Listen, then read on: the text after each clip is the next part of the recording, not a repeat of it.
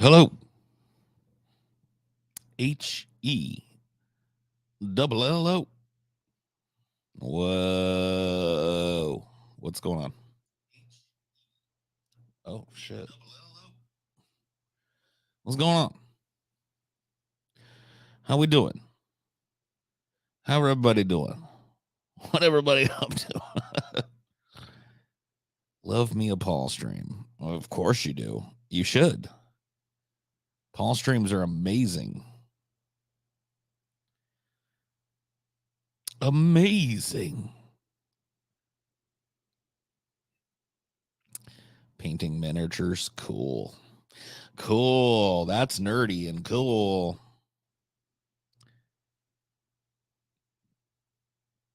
What's up? I don't. That's what I'm here to find out. That's what I'm here to find out. Love the Mar Wars Gauntlet. Nice. Nice. Yeah, that one was, I don't know. That one was tough on TJ. It wasn't, it didn't really crack the top 5 for me in terms of toughness.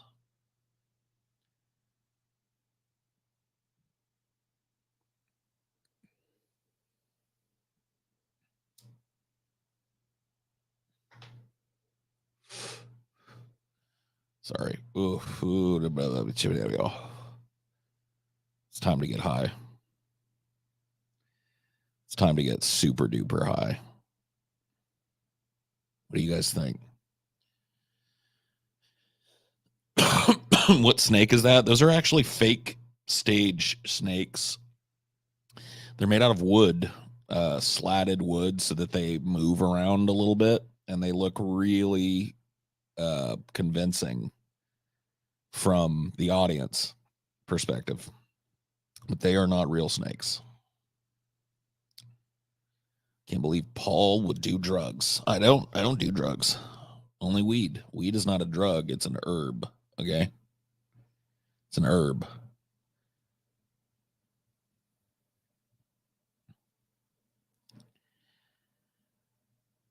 Paul talked too much in this stream. Feeling a little band happy tonight. I'm just warning you. I'm just warning you. Troll if you want. Troll and attempt to get my goat if you want, but you risk your fucking immortal soul doing so. Just letting you know. Hey, Paul, I'm a 6'8" guy from the meetup with the cozy hug. So happy you enjoyed the hug as much as I did. You were the best hugger by far. Of course I was. Yeah, dude. I gave you a hug and it was so nice. It's a rare thing for me, you see, because I'm a pretty big dude, 6'1" or whatever, and fat as fuck. I'm a big guy. And so it's so rare for me to get a hug from somebody and to feel like warm and protected and safe. You know, I don't like, it's different. Like, I feel warm when I hug people, but like, you know, just like having somebody that's way fucking bigger than you, like bundle you up, that shit, dude, that's a nice feeling.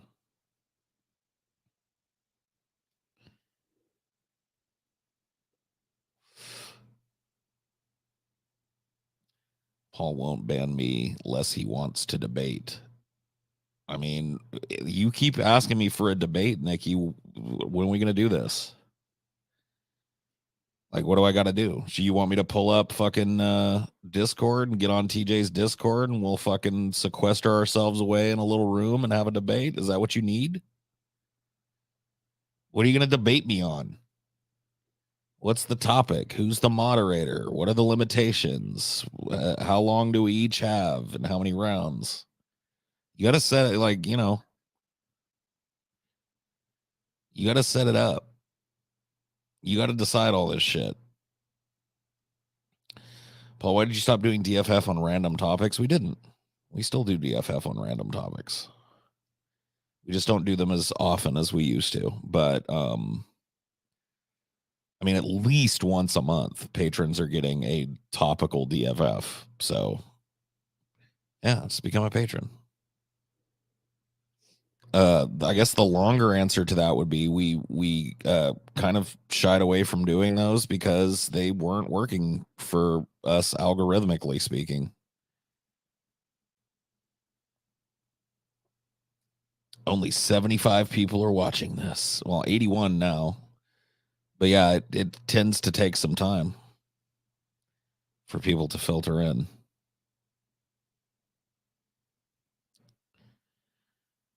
There was a poll saying people wanted more classic DFFs, so maybe we'll see more. Oh, yeah, sure. Maybe.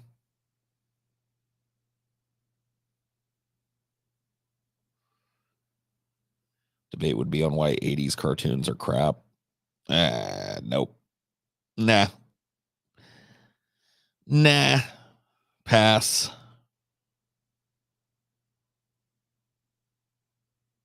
80s cartoons are awesome. There you go. You're defeated. I win the debate. You're a loser. I'm a winner, etc.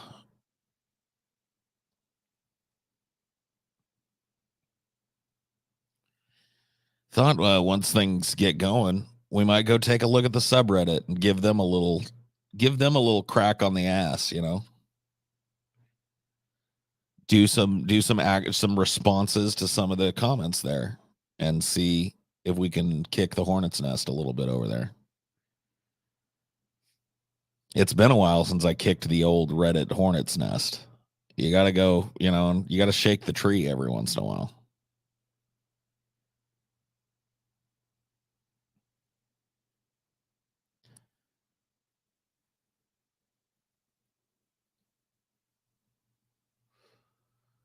Yeah, I mean, us covering more topical stuff and certainly having more like guests and stuff has helped the numbers significantly.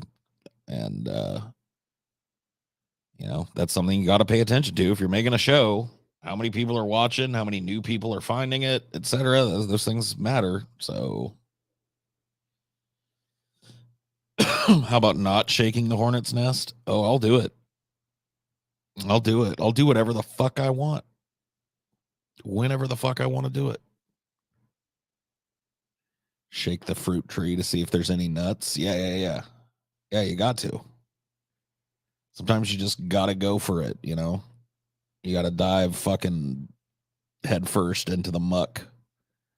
Try and swim your way out.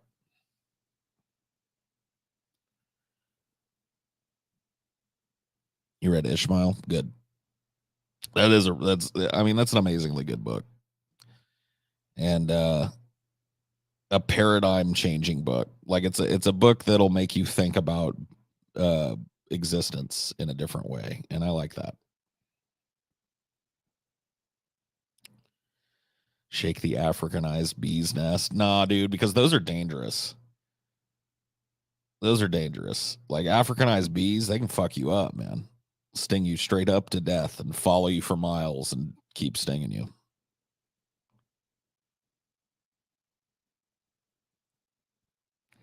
It's more like shaking a hamster nest or something over there. Like they're harmless.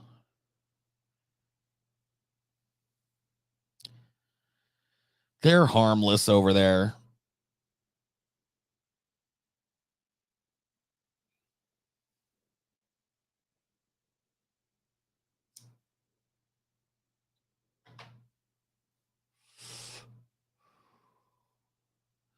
Ugh.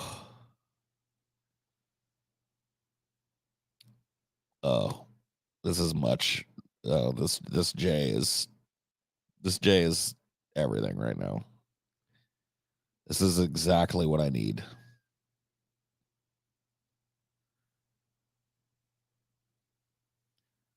Beautiful, wonderful J.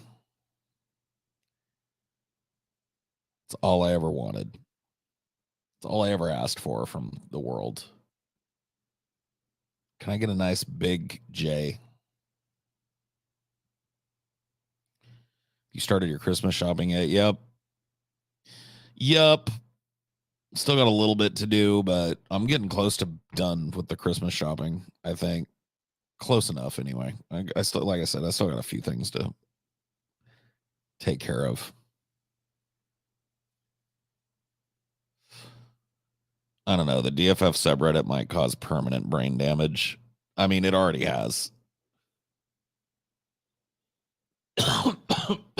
Oh, make no bones about it. It's already caused massive amounts of multi symptomatic brain damage.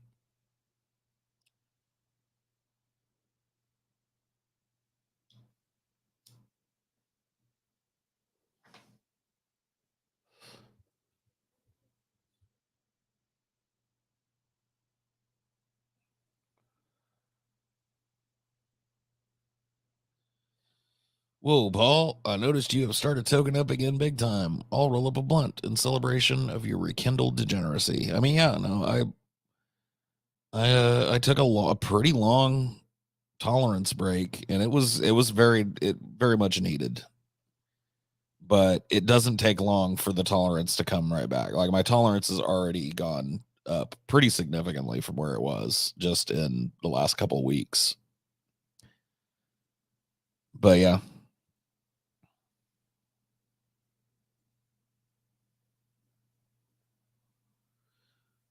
Money is a weird thing for me. I end up saving a lot and not knowing what to spend it on. I mean, I'm kind of in the same boat. And minus the, like, I don't like wring my hands over what to spend it on. I'm just not gonna spend it. Like, I live a very frugal existence in comparison to most people that I know. Like, I do not spend a lot of money on creature comforts. I've got pretty much everything I need, and I just kind of maintain. Do a dab. No, I don't wanna. I've done plenty of dabs. Dabs are just not my fucking thing, dude. Not my preferred way of getting high.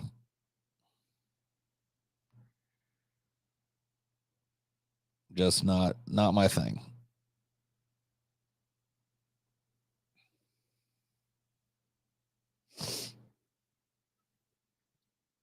Black cats are good. Black cats are best cats.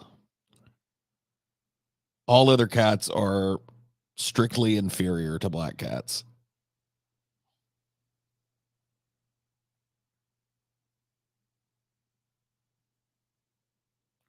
You excited for GTA 6? No. I don't really get excited for video games no more. And partially because I feel like so many of them are shit when they come out, and then it takes a year to polish the turd into something playable. It's like, paid beta testing shit has really got me down in the dumps about video games. Like, I still play them. I still like playing them, but I don't really look forward to them in the same way that, I maybe used to. Yeah, I played a lot of Death Stranding. I liked that game.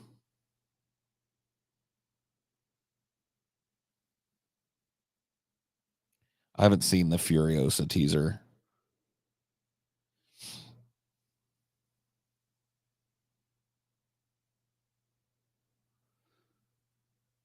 Oh my god. See, here it comes, dude.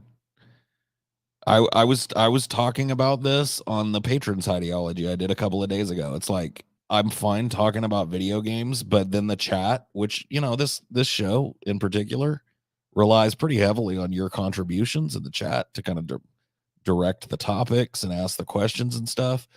And just the bare mention of video games, not even a specific, well, I guess we mentioned GTA 6. And now look at it. You play this, you got this, you ever play that? You ever, you know what I mean? And it's just like, man, this is fucking boring. I was mentioning that in the fucking Patrons Ideology I did too. It's like, gamers are a different thing in this current generation than they were in my generation. Like, a vastly different thing.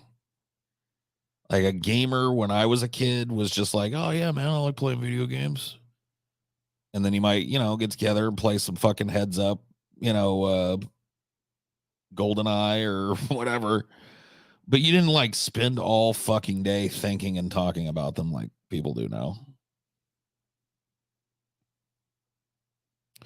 What games you done?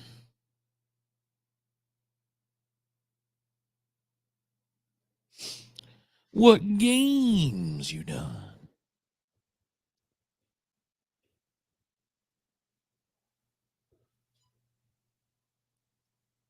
I mean, well, what happened was is that gaming became mainstream. Like, I think what kept us fucking in check back in my, youth was the fact that video games were like it was a nerdy thing to do, and we knew it. Like we knew, and we weren't trying to convince anybody that it was anything but nerdy. Now they're just like, you know, everybody's forgotten how nerdy they are just because it's mainstream. Just because nerdiness becomes mainstream doesn't make it any more nerdy or any less nerdy. You know what I mean? You know what I'm saying? You know what I'm saying, boy?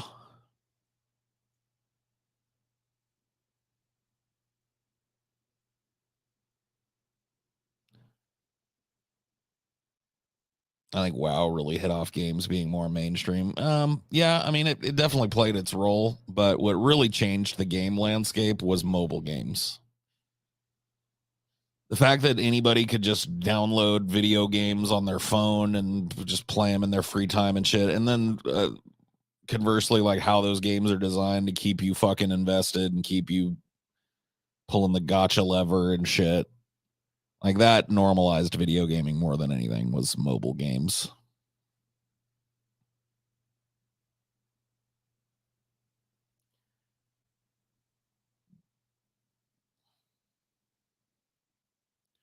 What's wrong with being nerdy? You'll never get the Velma if you aren't. I mean, I think you assume because Velma is a nerd that she's looking for somebody that's nerdy like her. I don't think that's true. I think Velma wants a normal guy. You know what I mean? That's what I think Velma's looking for. Just an average Joe. He could be a little nerdy, but I don't think she's looking for like a turbo nerd or something.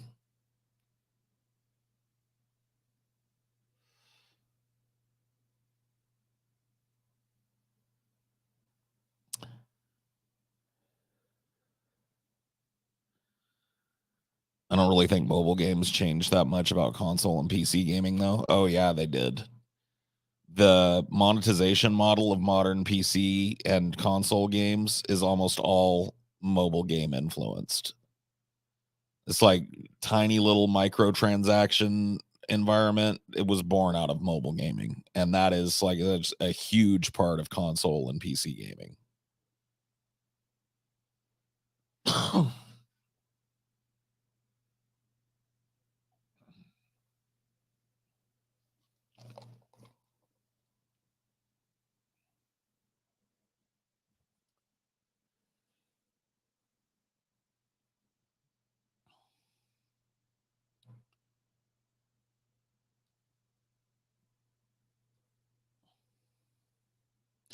Blame corporation greed. I mean, you can't really blame corporations for giving people what they're clearly consuming. I blame consumers for popularizing dog shit, like they're going to keep feeding you dog shit if you keep lapping it up greedily out of the bowl. If everybody just stopped playing these fucking gotcha games and stopped, engaging in these fucking exploitative microtransaction based games, then it would stop. Like they'd stop making them. So, I mean, that was the downside of video gaming going from like a niche hobby to a mainstream thing. Because the niche hobbyists, like they knew what a good game was. They were willing to put their foot down and go like, nah, dude, I'm not paying fucking $10 to unlock a character that ought to be in the game. Like, go fuck yourself. Like, there that just wouldn't have flown back in the day. But now that the general fucking drooling population has shuffled their way into the video game sphere, now anything goes. There's no accounting for taste. You know what I mean?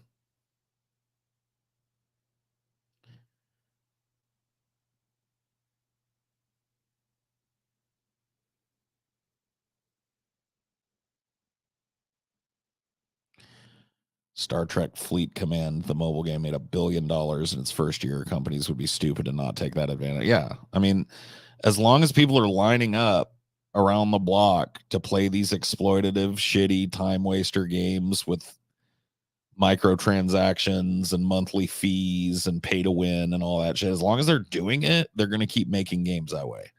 And it's going to seep into more and more video games. It's like when Baldur's Gate 3 came out, it's such an anomaly because it's this huge, high production value, AAA title, super polished, and it costs one price and you get the whole game. You know, a modern game like Baldur's Gate would have like come out and been like, oh yeah, you can play these three classes in the base game, but if you want to unlock the warlock class or the necromancer class or the druid class, you got to pay an extra $15. And then if you want your characters to look different, you pay a little more. You know what I mean? Like the fact that like a game like that came out and had none of that in it is pretty fucking rare. And Disco Elysium is another good example of that. You buy the game, you get the game. You get all the characters, you get all the costumes, you get everything the game had to offer. Boom. And you know, that's just that's a dying breed because once again, the consumer base is so broad and so ignorant that they don't know what a good game is.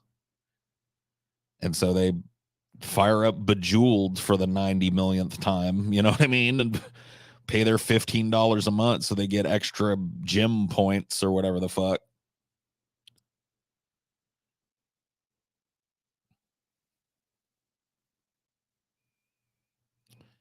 Dark Tide came out with really predatory marketing until they got review bombed. They still have it. I was playing Dark Tide the other day. I fired it up to check out like the new patch and shit.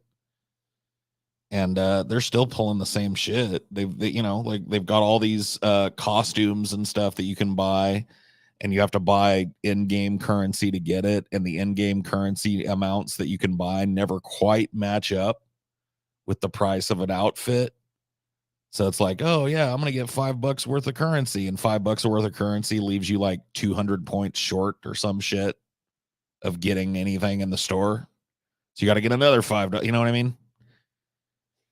It's just bullshit. It's naked, barefaced, obvious bullshit.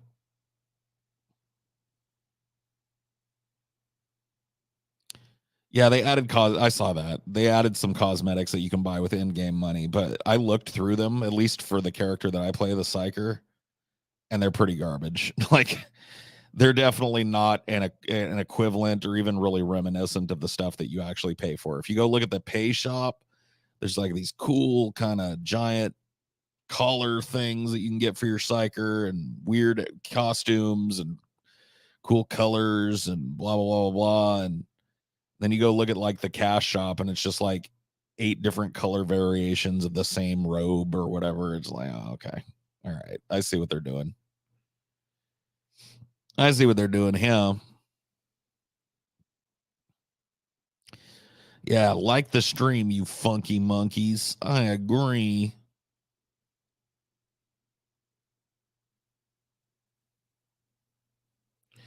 Yeah, I mean that's the most exploitative thing, and that's every one of these games that has like a cash shop in it. You'll go in there and you'll go like, "Oh, look, I can buy this cool fucking hat for my character and have it look real neat when I'm playing the game. That's cool.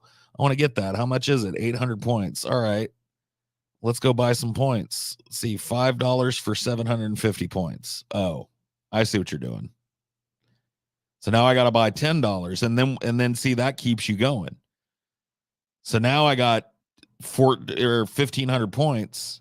But if I buy one outfit, I'll have to buy another one to make it to buy a full outfit with what I got left over. Can't do anything with what you got left. So it's just like a super like just like a fucking hamster wheel for people.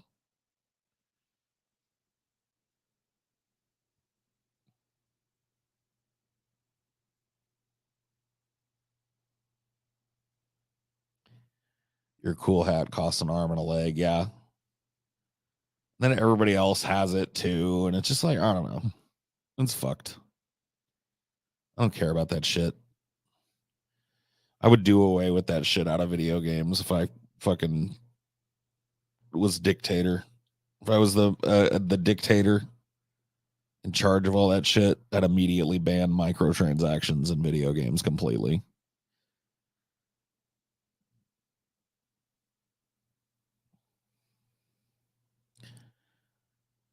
Because video game companies used to update their video games with free stuff for people to keep the player base engaged and interested in their game, and thus maybe more likely to buy a sequel a couple years down the road and stuff. Now they don't really even have to earn your, what I mean? It's just like you've just been turned into a fucking content monkey.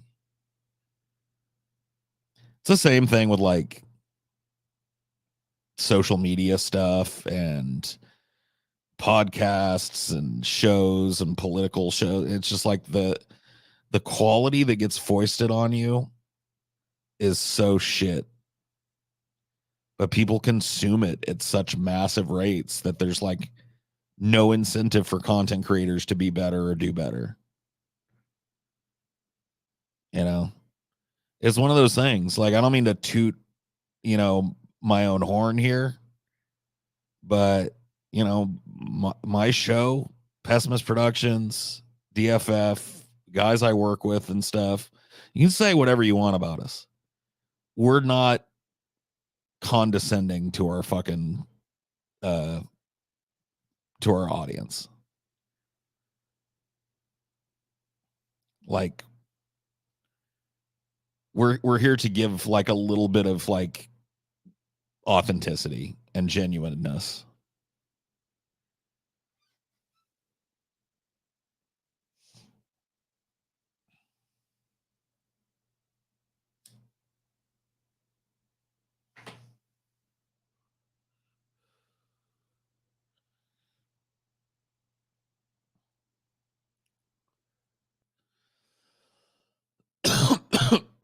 Oh,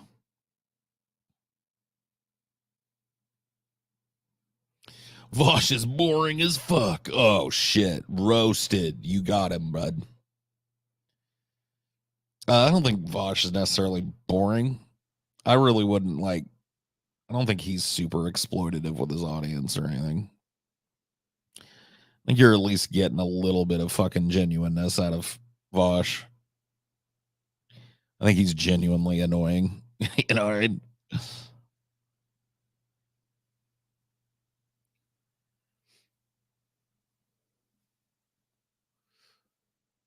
Just waiting for a chatter to go, no.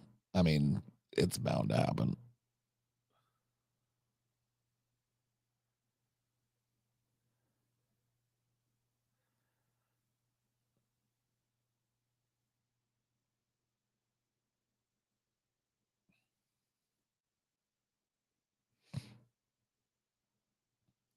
I'll back up what you're saying. As a satisfied patron of yours in the merch tier, you, TJ, and Scotty have always given me my money's worth in content. I mean, that's what we've tried to do from the beginning.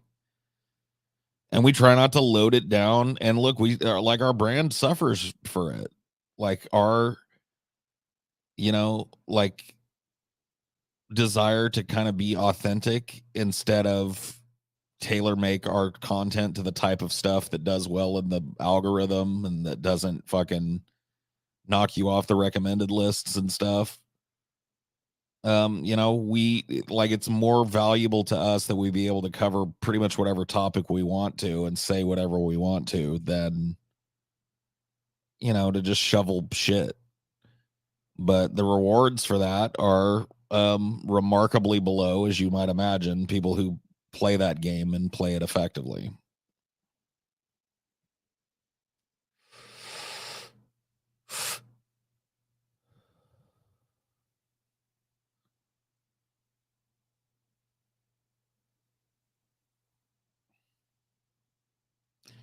You gonna see the new Godzilla movie? Nah, probably not.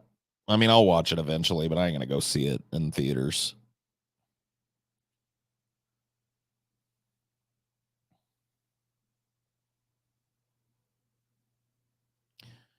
Hey, Paul, do you feel like where Vosh and you and maybe TJ and Scotty disagree is mainly centered around electoral politics besides horsing around, of course? Yeah, but I think electoral politics is a way broader subject than just like get out and vote. Like that's not electoral politics in my mind. Electoral politics includes critique of the system of voting and politicking, and for me includes a broad range, a broad spectrum of ideas for how to change it. Um, electoralism is not just simply like, well, it's broken, whatever the fuck, vote blue no matter who, and then move on. No, like it's way more complicated and important than that.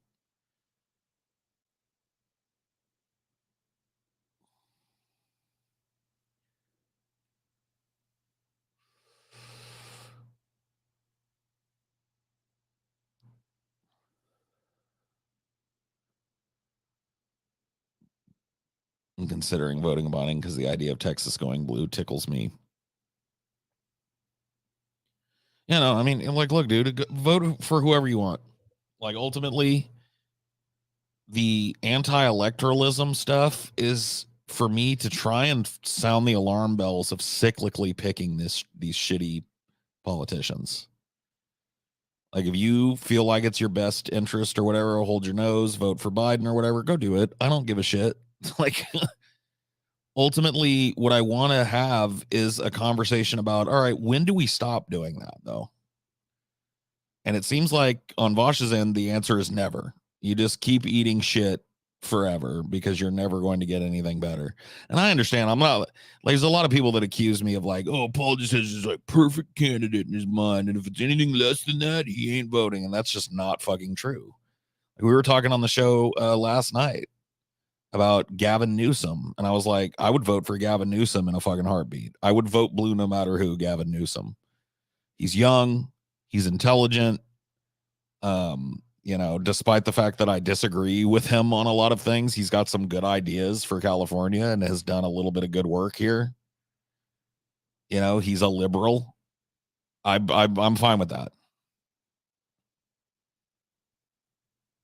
Like, I would vote for Gavin Newsom. I would run to vote for Marianne Williamson or Cornel West. But Joe Biden just ain't it for me. Establishment as fuck, warmonger as fuck, corporate as fuck, corrupt as fuck. He's gonna butt fuck this country for another 4 years, and I'm not gonna take part in it. He's not gonna do it with my blessing. He'll have to do it despite lacking my blessing. That's just the way it is. And for better or worse, I think more people need to adopt that mindset. Even if your ultimate plan is eventually, like when the day rolls around, like, oh, hey, well, that's what we've got is Biden or Trump. I'll hold my nose and vote Biden. I don't think you should be pom-pomming and cheerleading for Biden in the lead up to that. Because I utterly reject the idea that politicians don't listen to public pressure. That's just like one of the things that they are most protective of is their reelection campaigns and shit.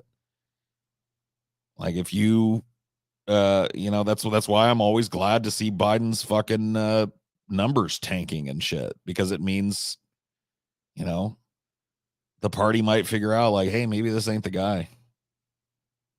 Maybe we need to have Biden go ahead and step down and then try something else.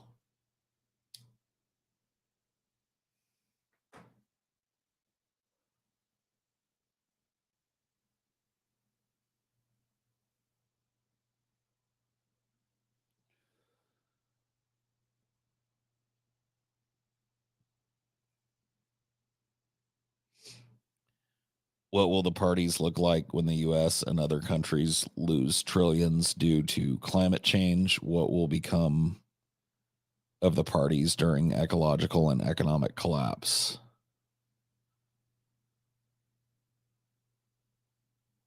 Yeah, I don't know. Like, that's a big question, and it depends on a number of factors that I just can't, there's no way to know what combination of factors we're going to have. I could easily see the United States balkanizing.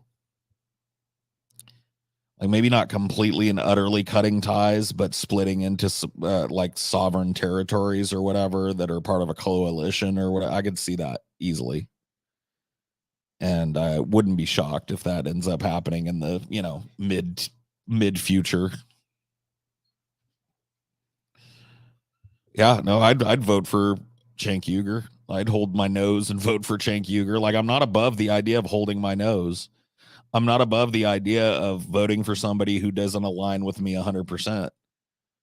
But I am against voting for somebody who is directly aligned against me and my family and my friends and working people in general. I'm just not going to do it. And Biden is that. No matter how much you try and dress up his bullshit, Biden is an enemy of working people. He's an enemy of poor people. He's an enemy of migrants and immigrants. He's an enemy of people of color. He's an enemy of LGBTQ people. Those are all the people that I care about. So it's just not going to happen. And no amount of like finger wagging or whiny threads or fucking mean spirited straw man laden comments or whatever the fuck is going to change. Like you're not going to shame me into changing my principles on this.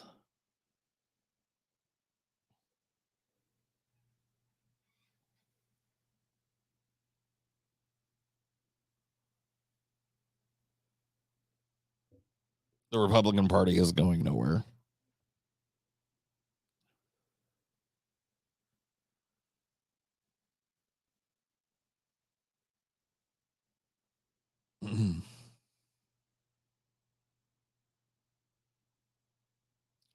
An enemy of corn pop, yeah.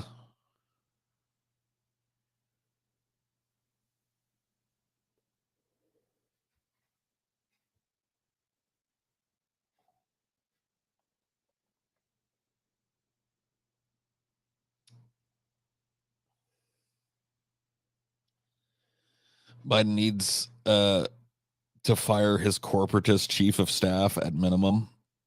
I mean, that wouldn't even be minimum in my book.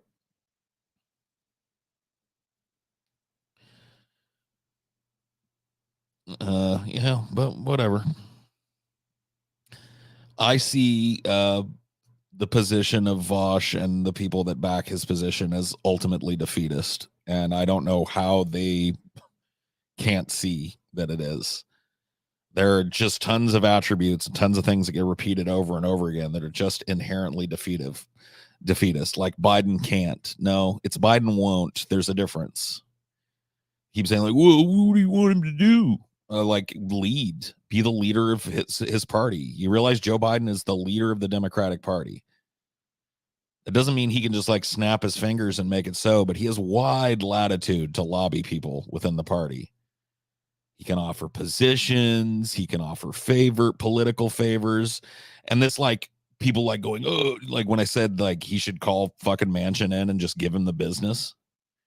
They were like, oh, that's illegal. I was like, so? Like, so fucking what, bitch? Do you want health care or not? Like, would I care if somebody was illegally blackmailed into voting for fucking healthcare if everybody got healthcare? No. And the fact that people are just like so immediately reactionary towards the idea of Biden using that type of leverage against some of these like it's like Joe Manchin is the boogeyman. And that's always what it is. There's always an obstructionist boogeyman that people that simp for the Democratic Party use as cover when their candidate doesn't get shit done. They go, oh, he was the parliamentarian. It was Joe Manchin. It was Kirsten Sinema. It's like, no, it's Joe Biden. If Joe Biden can't get together a quorum on a major piece of legislation that he's promised, then he's failed. He's a failed leader. And just to look at Joe Biden, you mean like people be falling asleep in their soup trying to listen to this dude pitch an idea. He's horrible. Like he just set aside everything else. He's just a horrible, horrible president. Like, has no presence. He's fucking at least half demented. Doesn't know where he is. Can't string together a fucking sentence coherently. Brain is fucking here, there, and everywhere. He lacks the ability to give a persuasive speech anymore. Like, all of that stuff is super important.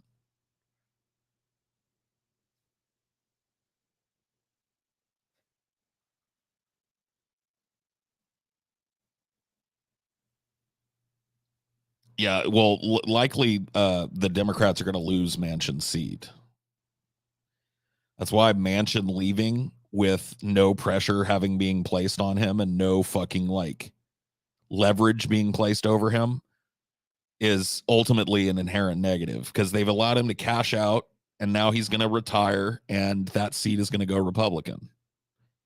And then the job becomes harder. You see? Now you're dealing with somebody outside the party who has the backing of another party, an opposition party.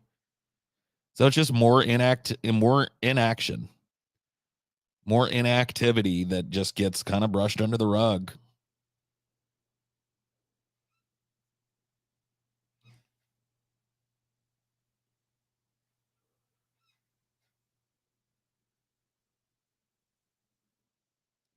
Yeah, I've seen some Chris Hedges talks and stuff. I don't know if he's right up my alley or whatever, but I've definitely agreed with him on some subjects.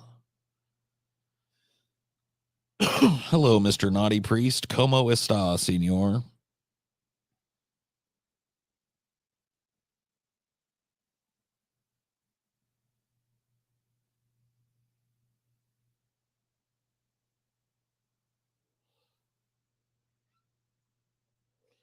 Democrat Party equals do nothing party. No, they don't do nothing. Don't get it twisted.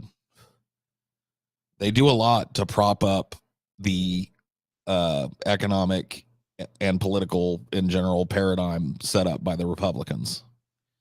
It's their job to legitimize and continue those things in between Republican presidencies. They are the ratchet in the ratchet effect. They keep progress from going the other direction, and they provide a holding pattern for Republicans. So when they come back in, they can keep working on dismantling people's civil liberties, keep working on dismantling the immigration state, keep working on dismantling workers' rights, keep working on dismantling the average Joe's ability to fucking have any power at the pump. Like, it's their job to keep the status quo like on the stove and bubbling in between Republican presidencies. And that's not helping anybody. That's shifting the Overton window right.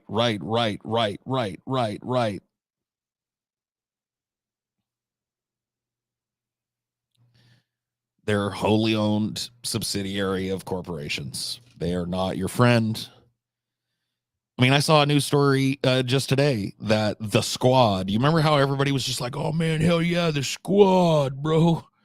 The Squad basically voted to classify anti-Zionism as anti-Semitism. So being against Israel's political machinations in the Middle East and being against the continued unquestioning support of Israel is tantamount to being a religious bigot and a racial bigot. Give me a fucking break. Like, and that was Rashida Tlaib. And Ilhan, or not Ilhan didn't fucking vote for it, but fucking Rashida Tlaib, AOC, like, they're just puppets for the fucking. And that's why, you know, when everybody was all jazzed about the Squad, I was like, they ain't gonna do nothing. They can't.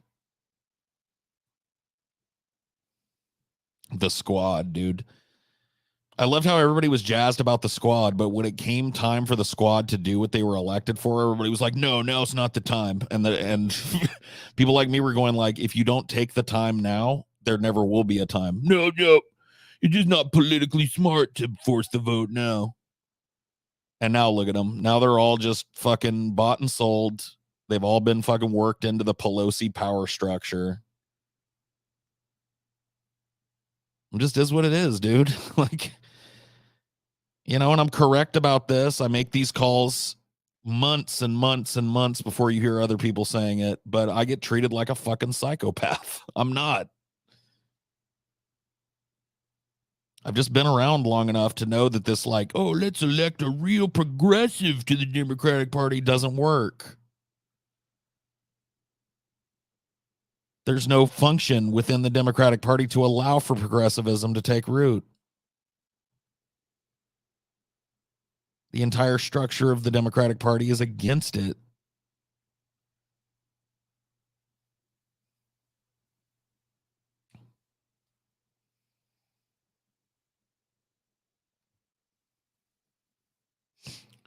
It's like if you have a group of like murderers, it's like going like, guys, we can change this group from within. Let's get a couple of maybe non-murderers in there. Like it doesn't, you're not going to change the nature of the beast. Not at the ballot box anyway. Not by voting blue no matter who.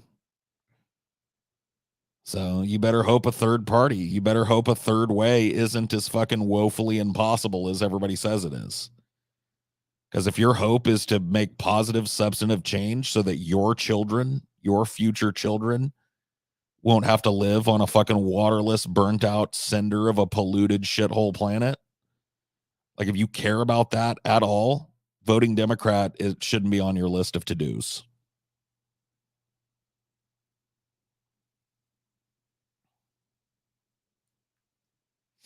Like I said yesterday, it's the scorn and flack you receive is why I think you're justifiably vindictive. Yeah, I mean, like, when you're right about something and you never are credited for being right about that, and then when you make another call and people treat you like you're a fucking retard, only to have that become the common wisdom, a year or two later. Yeah, dude, that'll make you salty. That makes you real salty. But that's just the nature of that's the psychological nature of politics. People care more about being part of the in group and getting backpats from people who think exactly like them than they do the truth. And so they'll wait.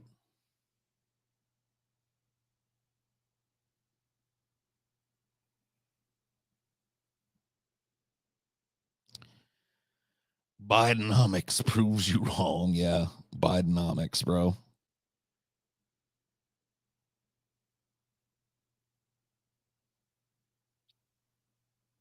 It's gaslighting. I mean, there's definitely quite a bit of gaslighting that goes on, but I'm not unique in that. It's not like that's everybody is getting gaslighting is incredibly fucking common.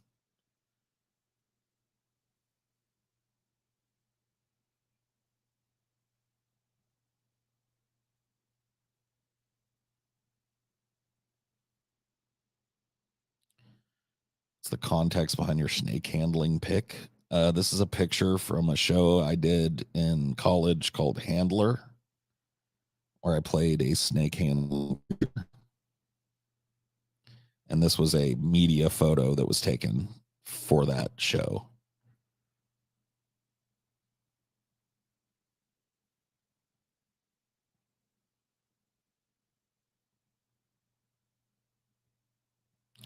How do you feel about no confidence now? I mean, I think it would be I still think it would be a great way to send a message to the Democratic Party that they're not going to just farm votes and do nothing for us for the rest of time, that we have other plans and other desires. And if they're not going to be part of that, then fuck you. We're not voting for you. I think they need to get that message, and I think they need to get it quick. And I think the fear mongering about like Trump's immediately gonna fucking open up the camps, bro, is just silly and childish. And it like honestly, it's old hat. It's the same shit. The United States literally cannot survive a second George W. Bush term. He's absolutely gutted the economy for poor people. He's embroiled America in a number of fucking completely and utterly ridiculous and untenable wars. We can't survive another one, but we do. Alarmism, yeah. I'm not saying you shouldn't be concerned about the anti trans legislation and shit, obviously. But this idea that Donald Trump is just going to absolutely fucking, like on his first day, he's just going to fucking rip up the Constitution and install himself as king or whatever the fuck is retarded. And it's little kid shit, honestly.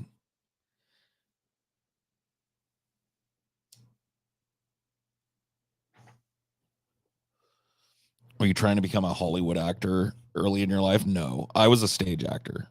I would, like I still believe to this day that if it was simpler to have a career as a stage actor, that's what I would have done. Like if I could choose any one thing that I've done that I consider work to do for the rest of my life, it would be stage acting. But unfortunately, becoming an equity actor on stage is an incredibly hard process. It's on par with having a small movie career where you're like an extra career or a walk on role career or whatever.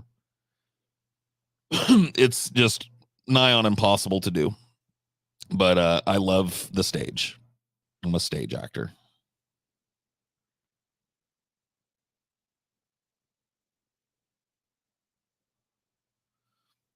What would have helped your case, Paul, is if you brought citations to your debate rather than vaguely gesturing. I'm sure you can find political commentators at the time who said similar stuff to you. Well, not only that, I agree, Nikki. Honestly, I agree. If I was treating the Vosh thing like a debate, then yeah, I should have bullet points and all this fucking stuff. But I don't think of it that way. It's not a debate to me. It's a discussion. And I'm less interested in a compiled list of shit that you read off of Wikipedia. And I'm more interested in what you think. And I'm more interested in delivering what I think.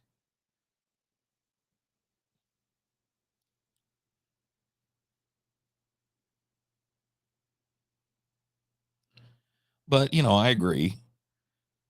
If I had some bullet pointed lists or whatever the fuck, it's just hard because you never know which way that conversation is going to go. You never know what you're going to need.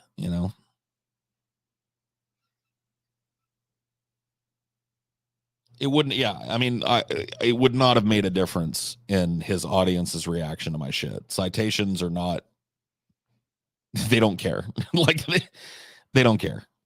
If the citation doesn't support their worldview, then they're going to dismiss it outright as spurious. And that's just the way it is. So,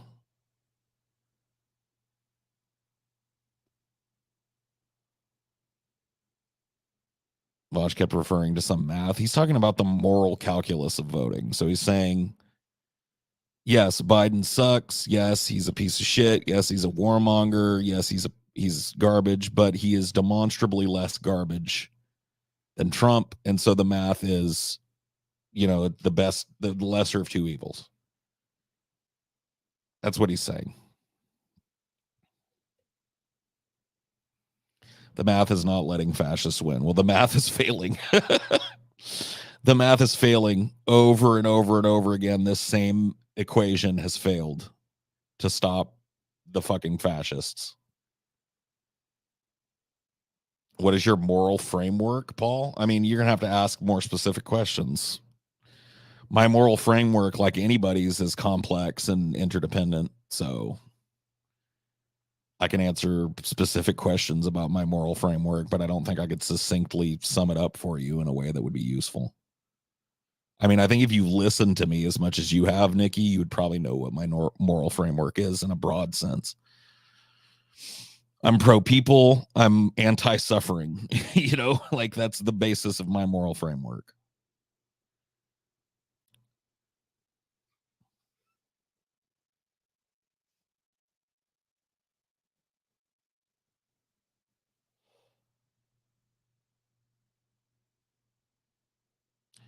Should take one of those stupid political tests right now. I've done that before. I've taken the fucking 8 values and the fucking political compass, and I've done that. It's not going to tell anybody anything they don't know about me.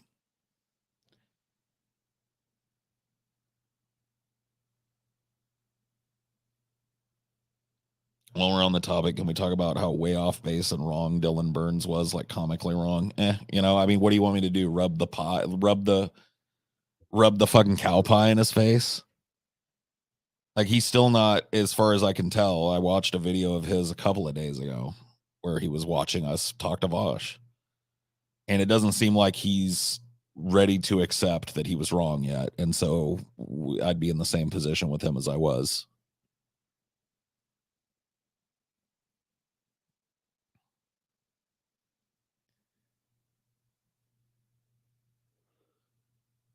How was Dylan wrong? I mean, he was wrong on a number of things. He said that he didn't think that the war was going to go on very much longer. He said that Russia was running out of steam, and that Ukraine was poised to take back the rest of the country and make inroads.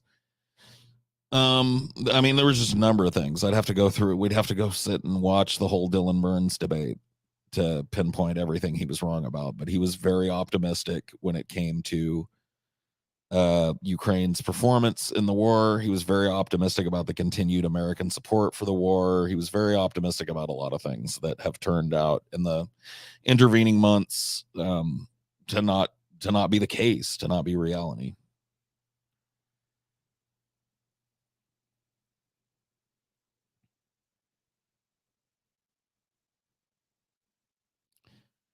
The tanks, yeah. Russia and Ukraine is a stalemate. Yeah, no, it's the definition of a stalemate.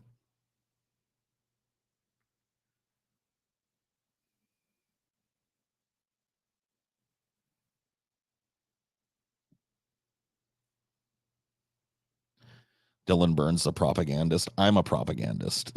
Okay. I'm a labor propagandist.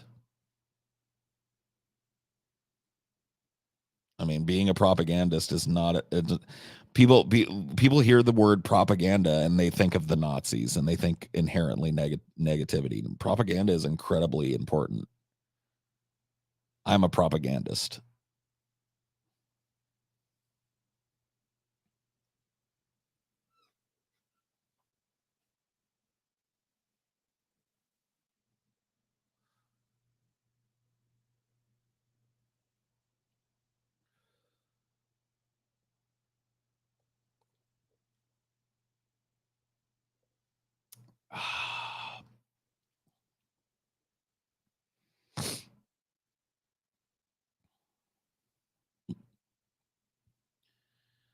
I mean, you can disagree with me if you argue yourself not well, like there's no, I might ban you if I think you're being stupid or whatever, but you're free to fucking disagree with anything I say.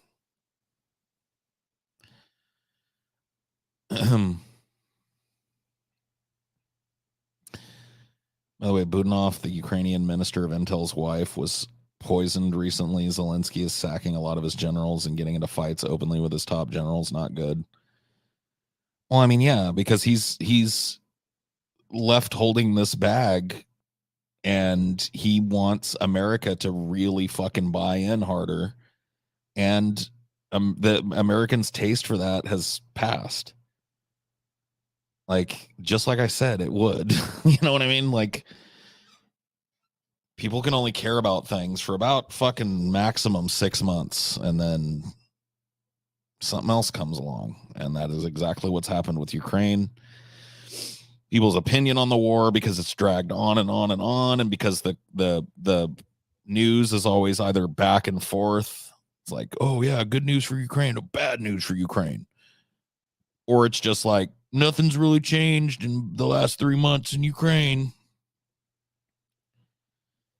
And the American general voting public has lost their taste for it, and the politicians have lost their taste for defending it. And there's going to be a settlement of some kind. I'm just telling you right now. I told you that, though, at the beginning.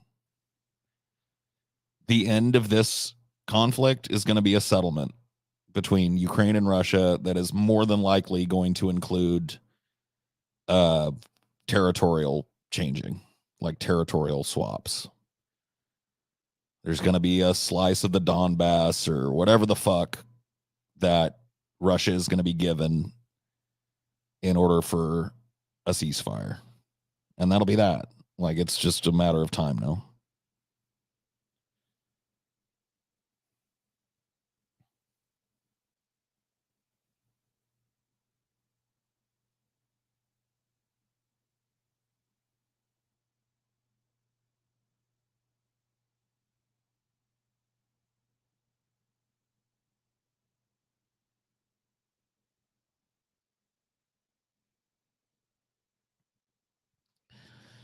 Remember how they hyped up the whole counteroffensive? Oh, yeah.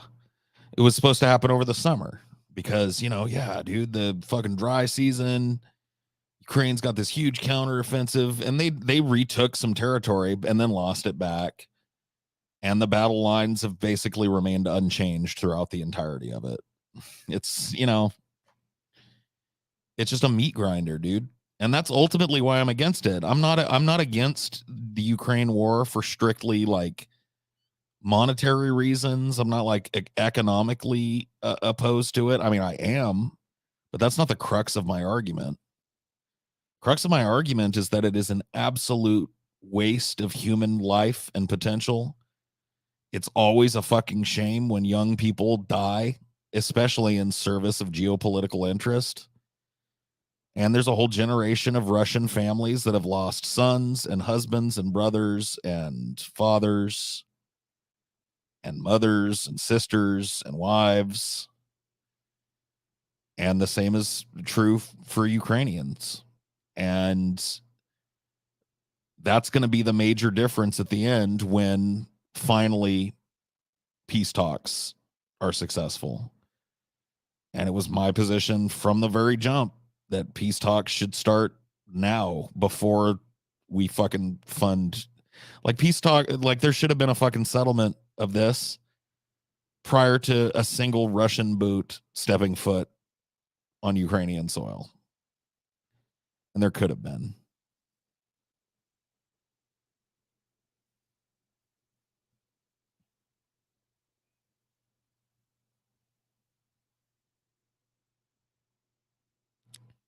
Manage your finances still pisses me off, and I can't understand the thought of defending it. I mean, yeah, I don't know. It is funny the way that people are just like, oh, it was just a joke. I was like, I know it was just a joke, clearly, but it's a pretty shitty joke for a self-described leftist to make.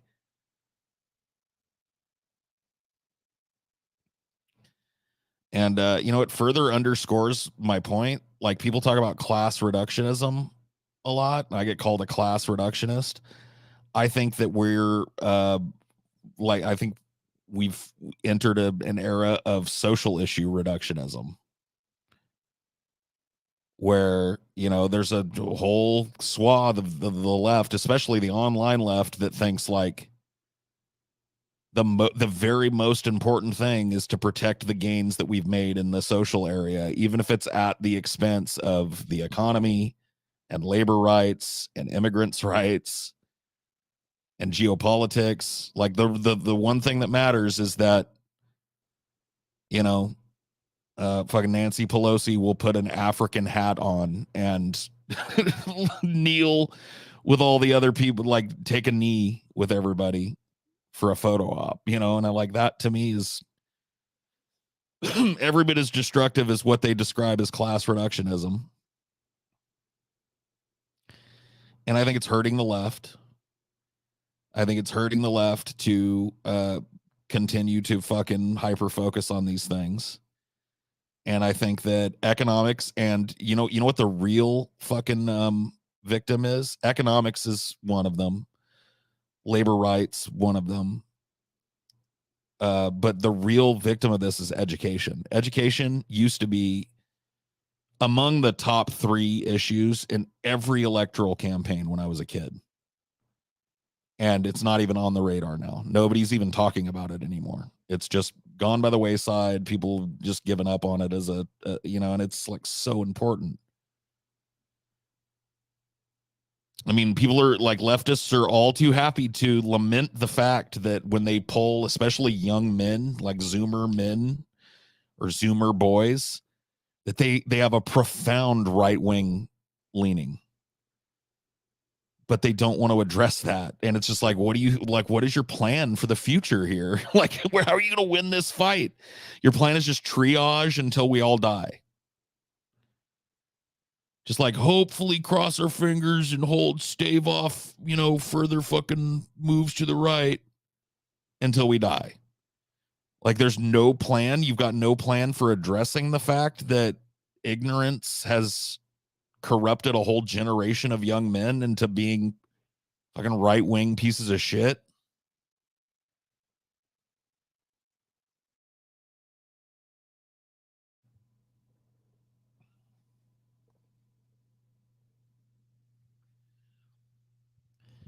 Education is dead.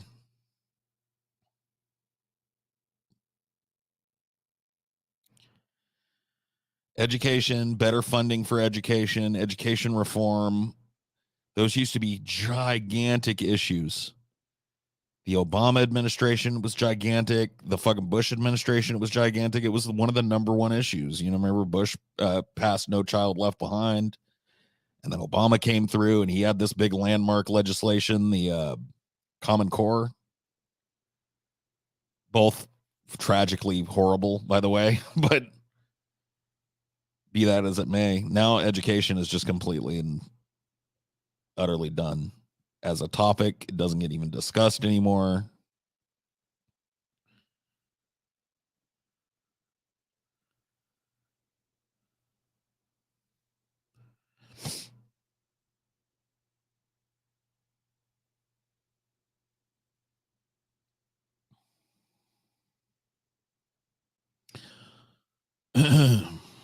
Anyway, I feel like we've had this discussion a million fucking times. I mean, I'm happy to do it, but I feel like we've had this discussion before a million times, and I've made this rant a million times. Be right back. Just give me a sec.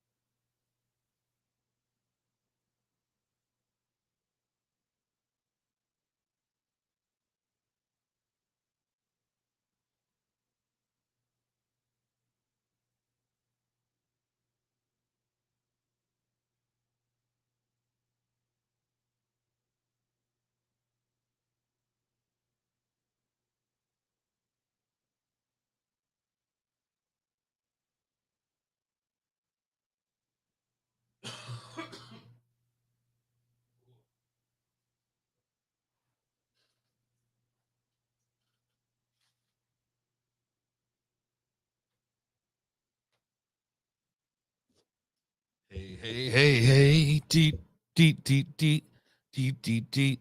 Just have the discussion again, Paul. I mean, we are. That's kind of what we're doing, isn't it?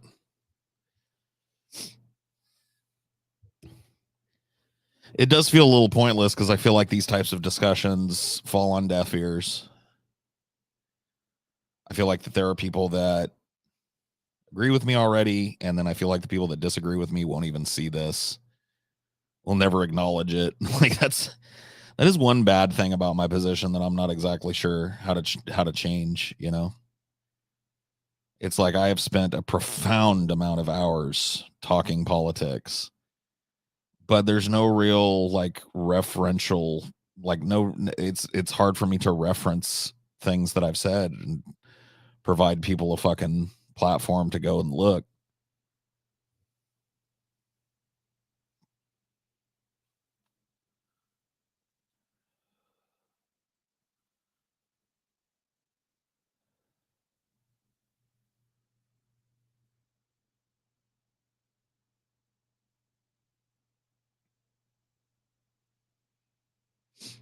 There are going to always be new viewers that have never heard it before. I mean, there almost certainly are, but I'm talking about like a broader example.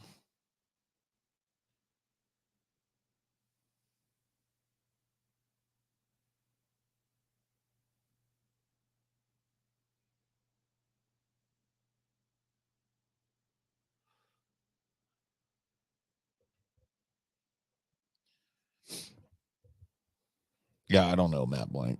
I don't know what the process would be. I don't think my channel is getting unbanned, so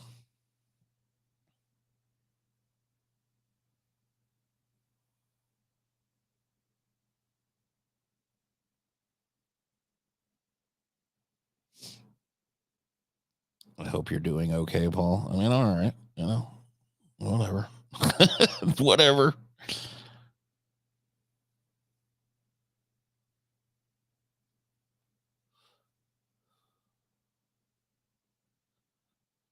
Half the kids in this country, when they graduate, can't read their diploma. Data shows as many as 2/3 of American high school graduates have underdeveloped reading skills. Yeah. And we're graduating functional illiterates from school. Schools are overcrowded and underfunded.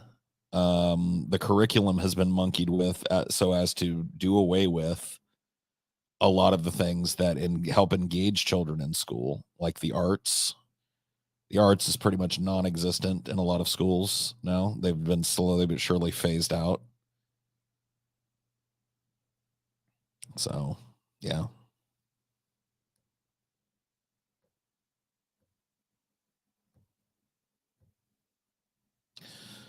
You ever heard of tentative education? No.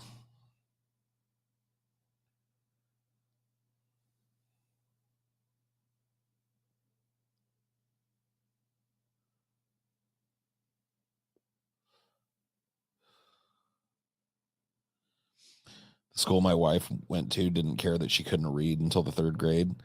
And see, that's that. I feel like that's backwards as to how my generation treated reading and shit. I was reading, not fluently, mind you, but I was reading, learning to sound out words by the time I was 1 year old. My favorite thing in the world at that age, if you talk to my parents, was sitting on their lap and having a book read to me. And at about 1 year old, I started following along with them and sounding out words and pointing at words and saying them and shit. And by the time I got into kindergarten and first grade and shit, I was a functional reader. Like, and pretty much everybody else in my class was too.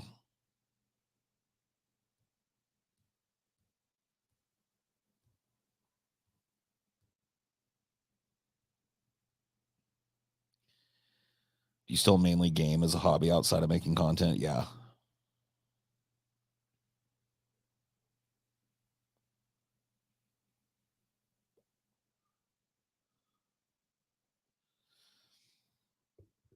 I didn't live in some special fucking area. I grew up in a rural California town with a really underfunded school, and we had theater program when I was in grade school, middle school, and high school. We had debate teams, we had chess club, we had physics club. I mean, I'm just like off the top of my just all the different extracurricular avenues: band, choir, chamber choir, musical theater, performance theater. Like all this shit was available at the school I went to as a kid. We used to go on like actual field trips to shit. Like the education has been gutted since I was a child. And it's a shame because I feel like I got a really decent standard education. And I feel like it served me my whole life. It certainly served me in this job. My speaking ability comes from combinations of all of those things. My vocabulary, my ability to assimilate ideas and assemble my own. Like all of that shit comes from reading, writing, choir, theater, like all of those things really fed my personality. And I give it a lot of credit for me being a reasonably successful person my whole life. I mean, I've never been rich, probably never will be, but I've never had to ask for anything. I've been able to work and support myself my whole life. And I give a lot of credit for that to the education that I got. And the fact that that rug has been pulled out from underneath kids, I don't know what we're expecting them to do.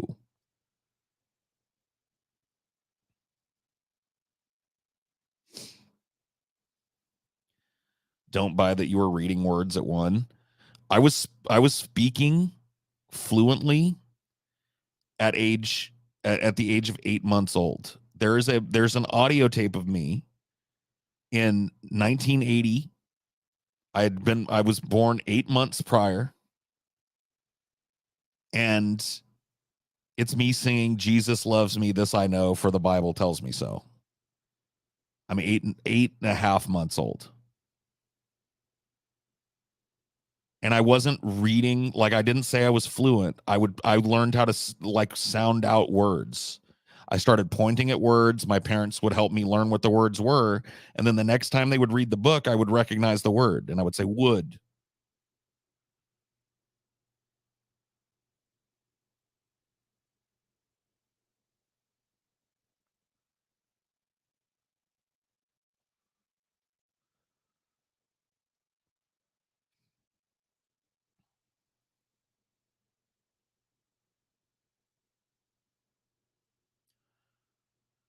So was my kiddo. The secret is to not baby talk to them. I think people vastly underestimate children's ability to assimilate language early. Like children, like their brain is programmed to do nothing else. Like their body is not equipped to take care of itself. So what they are focused on is what you are saying and doing and learning how to communicate. That's what their brain does best. So I don't know why people are so blown away. I'm definitely earlier than the curve in terms of that, but it's not like wildly out of fucking wing.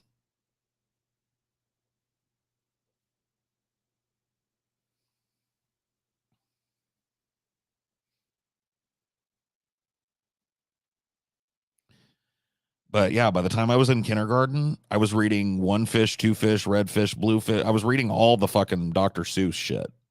Those were my favorites, by the way.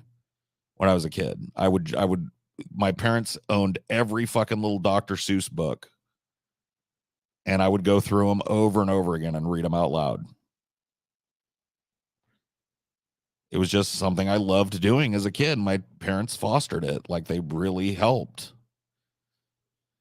But it was super helpful for them to spend time with me, to put me up on their lap, grab a book, and just read to me.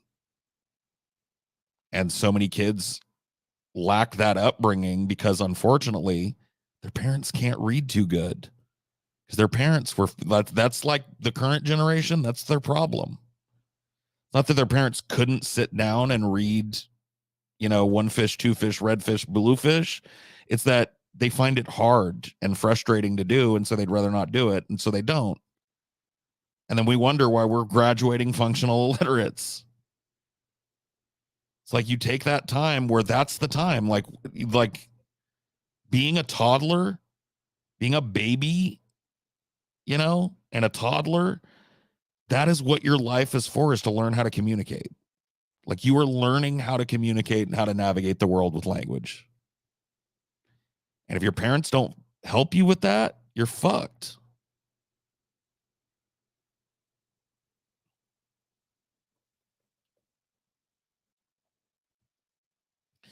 Do you think it's by design that they're trying to dumb people down? Yes. Yeah, I take the George Carlin view on why education is fucked, because they don't want free thinkers. They don't want intelligent people that can make their own mind up about things and decide to change things. They want obedient order takers, obedient workers. They want somebody that's just smart enough to listen to somebody else tell them what to do and do it. And that's what they're cranking out. They don't care if you can't read. They don't want you reading. How much subversive material is out there? You know how much material is out there in the world of literature that's critical of the fucking standing political paradigm? I don't want you reading that shit. You think they want you to be able to read and process Das Kapital or the Communist Manifesto or Engels' letters to Marx? Like, do you really think they want you to be able to read that shit? Of course not.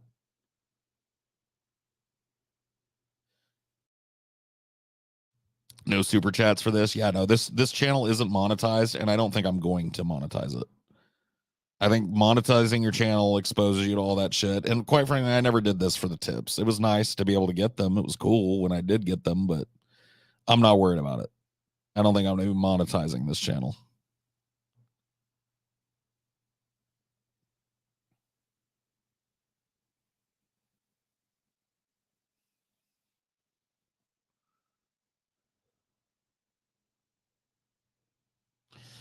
So yeah, I mean that's my thing. That's where I stand on the education. I absolutely think it's by design that education sucks and is underfunded.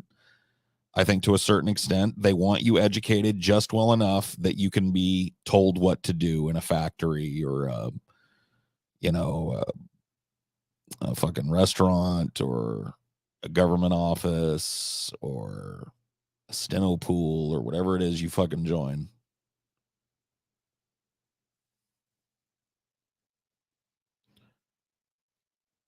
Too many millennial parents let tablets raise their kids, and there's no like.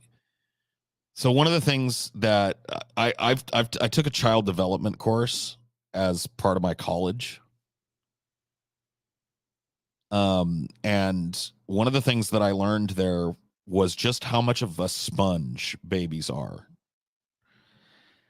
And it was explained to me like this: babies literally can't do anything, right? They can't even roll over in a lot of cases.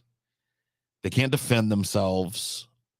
All they can do is make noise and learn. And their brains are like fucking super absorbent little neuroplastic sponges. And they're watching every fucking thing you do. And I mean everything. They're not just looking at your body as you go about your business. They're not just watching your hands when you're building something. They're watching your face when you're building something. They watch your face when you talk to different people in your household and when you talk to them. They learn what a smile is and what a frown is, what a laugh and a cry is from you. And they learn how to navigate the world from you. And this is all during the first months of life. And these types of things are encoded and remain useful to the brain all the way through death. It's your entire life. So you're imprinted upon at that age, and you learn the basics of how to navigate human society. You learn how socializing works. You learn how to read facial expressions. You learn how to read emotional intonation in people's voices. You learn how to look at somebody's eyes and see whether their eyes are smiling or malevolent or sad or angry.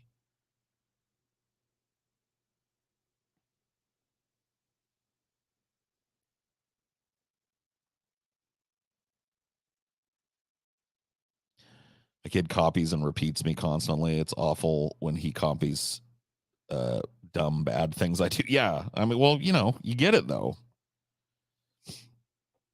So like and this is way out of my field of qualification, but I would be willing to bet that this lack of parenting skills, and a lot of it isn't even necessarily lack of skills, it's lack of time. Like, what do you think the end result is of my generation being a generation that still had like a viable single family or single income family? So my generation, that was still a viable thing for mom to stay home and dad to work or vice versa. Going from that to mom and dad are both working 3 jobs. I mean, think about the profound gap that that leaves kids in. And I don't know, I'll just ask you guys in the chat. Do you think, given some of the symptoms of autism spectrum disorder, that there might be a profound amount of influence during those years if a child isn't interacted with enough or properly during those years, that it could lead to, you know, a worsening of ASD symptoms and shit? I think that it's there's probably studies about it. I could probably, you know, you could probably look it up, but I would be willing to bet.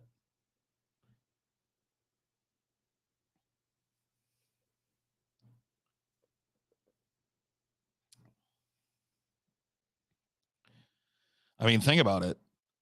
Like, one of the most typical things of people on the autism spectrum is a deficiency in reading intent and reading body language. Like, you know, what do you think? Like, do you think that maybe it's because parents weren't around? Is this a rhetorical question? I mean, yeah. It's just one. It's. I'm just wondering. It may have nothing to do with it, but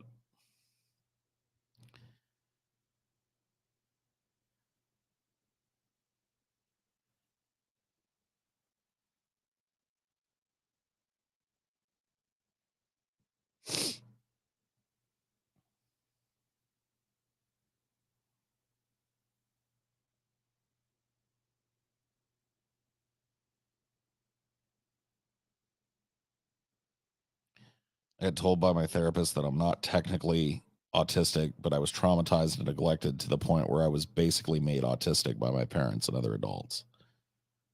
Well, that's interesting.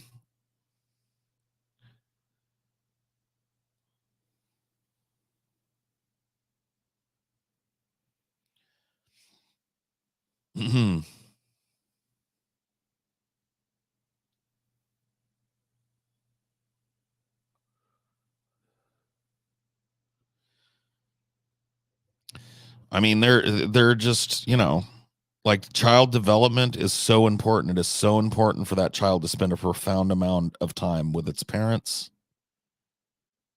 and for those parents to be focused proactively on spending time with that child that's enriching the child, listening to music, playing music with them, singing to them, bouncing them on your knee, cuddling with them, cooing at them, making eye contact with them, smiling at them, tickling them. Like, all of these things are super fucking important for kids to make the right neural connections, to be able to navigate the world as little adults, you know, little grown kids, you know, 5, 6, 7 years old. You're relying on a whole lot of what you learned when you were 5, 6, 7 months old.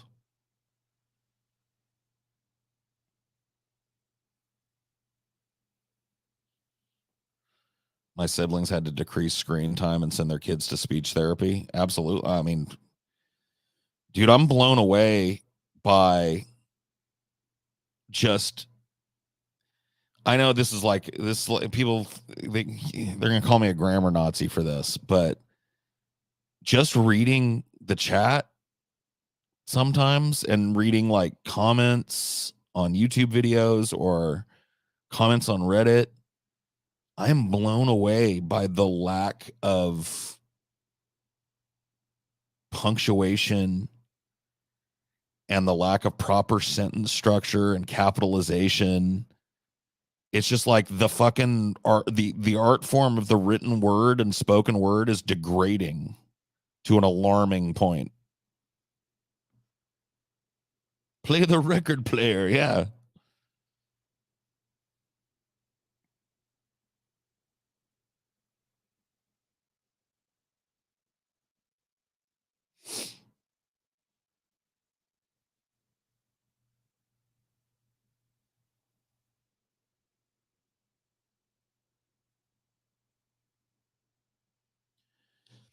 Chat GPT will fix our typos. Yeah, but you will not internally know how to properly use words and shit.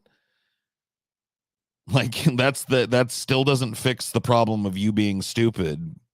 You're just using a machine to translate your stupidity into something that a reasonably educated person can read and respond to. You know what I mean? Like that doesn't help. Like Chat GPT can fix your shit all you want. But the fact that you don't like, well, I'm not saying you, but the fact that a lot of people seem to not know the fundamentals of that, like it's incredibly alarming. Oh, I fat finger too. Like I'm not talking about typos.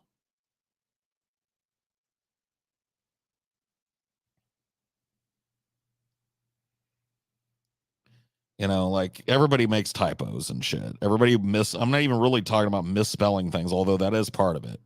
Like when I see people misspelling common words, like to me, the mastery of the English language can be boiled down to one principle: there, there, and there. And I will tell you, dude, the amount of people on the internet that don't know the different, that think that those words are interchangeable. So we're talking about THERE, like I want to walk there. THEY apostrophe RE, that's their house.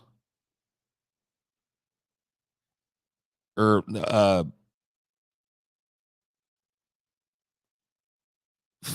I mean, it's just fucking ridiculous, dude.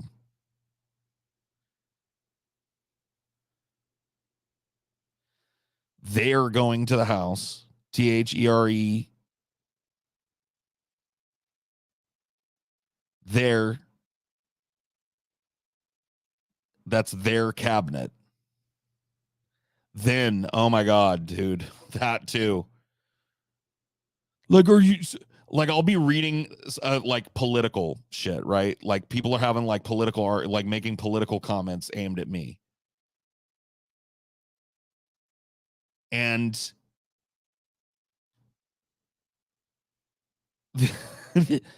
people say, like, so are you really saying that Biden won't be better than Donald Trump? And it's THEN. And it's like, you don't. So you're a grown ass person who's trying to fucking correct me on politics, and you don't know that it's than better than when you're comparing two things. It's not better than. That doesn't even make sense.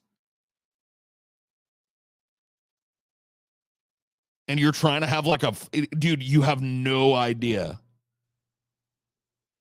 how often I will see that fucking omission in people that have written like 3 paragraphs to me about how uninformed and stupid I am. And I'm just like, well, that just went out the way. Your whole comment just went out the window, buddy. Call me when you can speak your mother tongue. You know what I mean? Like, call me when you can speak the language you were raised to speak, dude. Better than? You don't know better than. It's better than to you? Maybe they knew but just made a typo. Everybody is typoing this. There's a gang of people that just don't know it.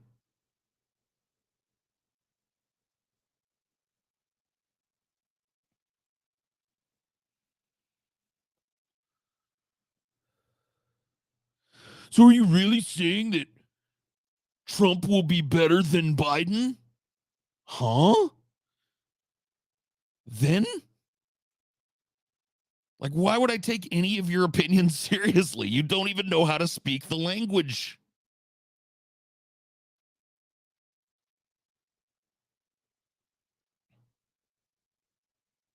You can't typo there and there the contraction very easily. Yeah. No, you can't. You can't really claim that. You never see the contraction though. That's the thing. It is always going like, oh my God, my mom and dad took their car, and it's THERE, took their car to the shop, And now I can't go borrow it to go get ice cream, man. That fucking sucks, FML. It's like, oh. You talk like a caveman. You write like a caveman, dude. You're acting like a Redditor right now. I'm sorry. It's just like, look, dude. One of the things, and I'm not trying to claim I'm some fucking high scholar or whatever the fuck, but one of the things that like was very one of the important connections that I made learning to read at a young age and reading my whole life avidly is a respect for how language can be used to provide nuance and clarification if used properly. Like the English language is one of the hardest languages to pick up and learn, but I also think it's one of the most expressive languages on the planet because of that. And you have to wield it just like anything else. If you're going to be engaging in political discourse, if you're going to be engaging in rhetoric, you have to wield your language like a sword.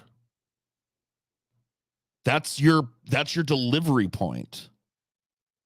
That is the spear tip of how you will be judged and how your ideas will be judged. It is your command of the language. And when you don't know the difference between then and then, and you don't know the difference between there, and there, and you don't know how to spell common shit, and you don't know how to punctuate, it makes me, because of how I was raised and because of how I was indoctrinated into learning, it makes me think less of you and your ideas. When you write like that, it immediately puts you a step below for me. And I immediately call into question anything that you're saying as being anything other than just regurgitated shit you got from somebody else or a non-fully formed idea that you don't understand the implications of. Those are my assumptions. And I think those are pretty fucking fair assumptions.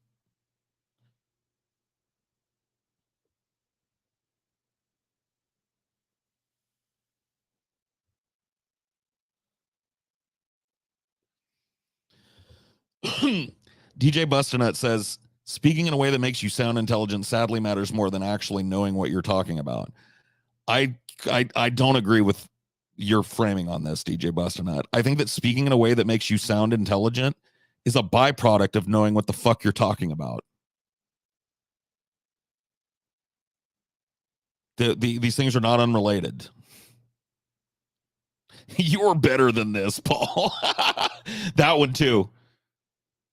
I can't believe what you're saying, Paul. Using the possessive. It's like, oh my God. I can't read what you're saying. You dunce. like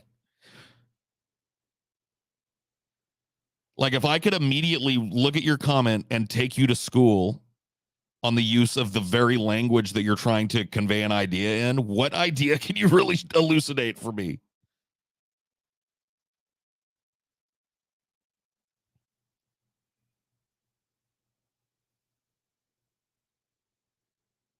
No, I know he was joking. I got the joke, hearty heart.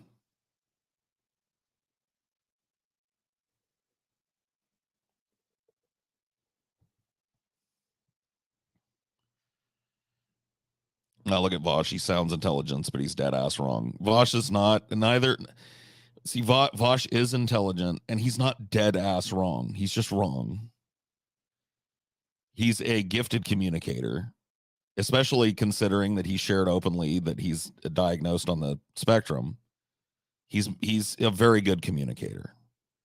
Like, I'm not gonna fucking shit on the guy unnecessarily in areas where it's like he's obviously, like he has some problems. Like I remember there was a video I was watching of his, and this was years ago, where he was saying the word rural. He was talking about rural communities, and he kept saying rural. I'd never heard anybody say rural. Rural communities. I was just like, ooh. What is that? Where did that come from? I have never heard that. that I've heard rural, but I've never heard rural.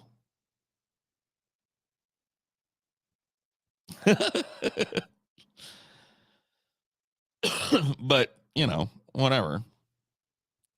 I'm not going to shit on the guy for things that are clearly clearly positives. He's a good communicator. I think he can be pretty funny. Like, I was hoping we would laugh more with Vosh because I think he can be pretty funny. I think he's got like a decent sense of humor on him, from what I've seen anyway. I'm not a Vosh expert, and I think he's got a pretty impressive command of the language.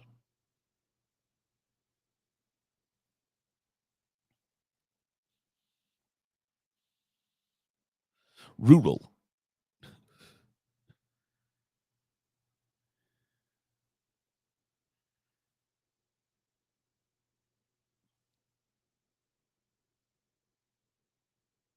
Rural.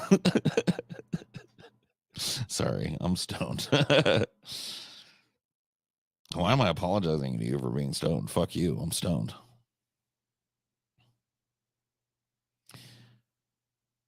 What do you think? You think we should go through a fucking? You want to see what's going on Reddit?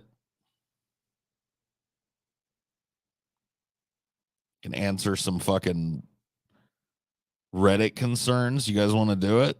I think I'm just high enough to care.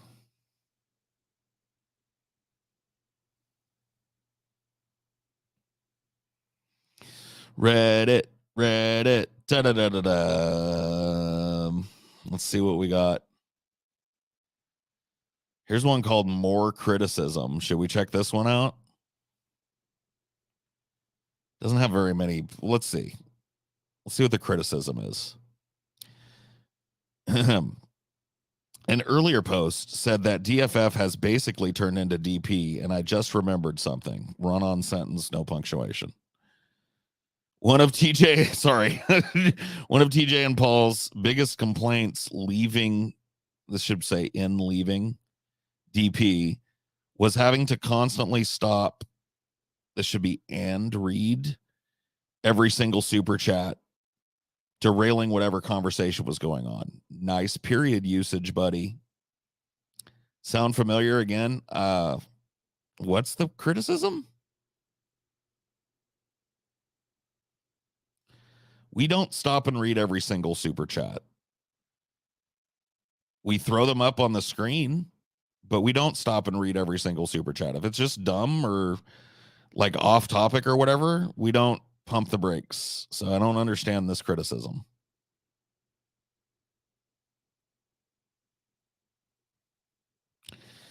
I wish they'd do the classic shows. Holy shit. A proper contraction? You got a brain. Look at the big brain on Simon Dellin. I do love the gauntlets, though. Oh my God. Just put the UGH, please. Just put the UGH. It doesn't take that much longer to type the UGH and put a period on this. I'm just going to grammar Nazi them all to death.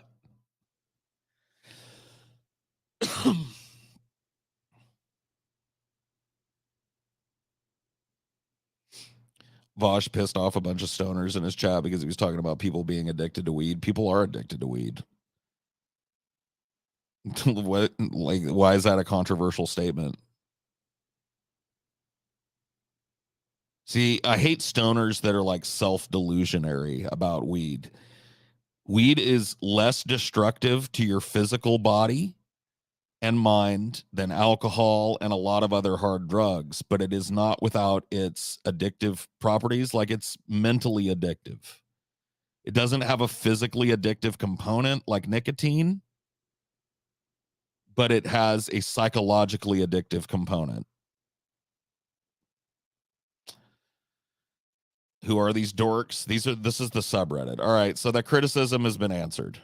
The Brett Keane Gauntlet should be an audiobook reading of the entire Eternal Undying Love series. No, I'm going to downvote you. That's a terrible thread. VR is insane now. Don't care. I'm going to help downvote you. Like, who cares? What are you doing on my like? See, this is what I'm talking about. Like, why are you here? Isn't there like a whole VR fucking subreddit? Like, why would you post this here? King shit.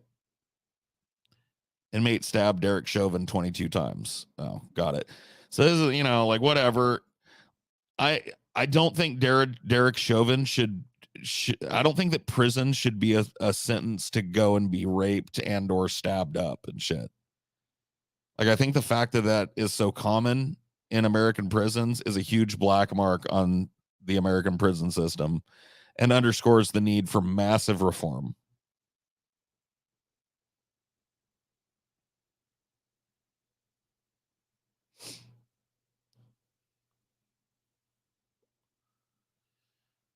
I mean, I don't like, yeah, I don't know what else Vosh was saying about weed, but if he was just saying like people get addicted to it, he's right. That's just all there is to it. Like, there's a whole thing called what is it called? Cannabinoid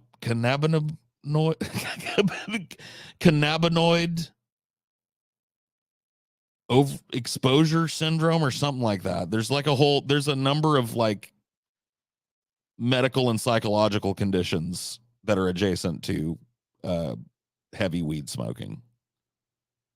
So this idea that like we're gonna call it like, man, it's a harmless plant, it comes out of the earth. Well, it is, but it has side effects and it has consequences, just like any other fucking drug.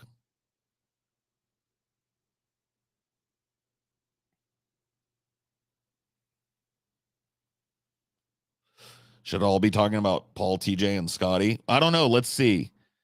Pessimist Productions, Deep Fat Fried. Let's see. Is there like a community thing here that we can look at? I think most of it should probably be about Pessimist Productions, don't you? Given that it's our Deep Fat Fried. What do you think?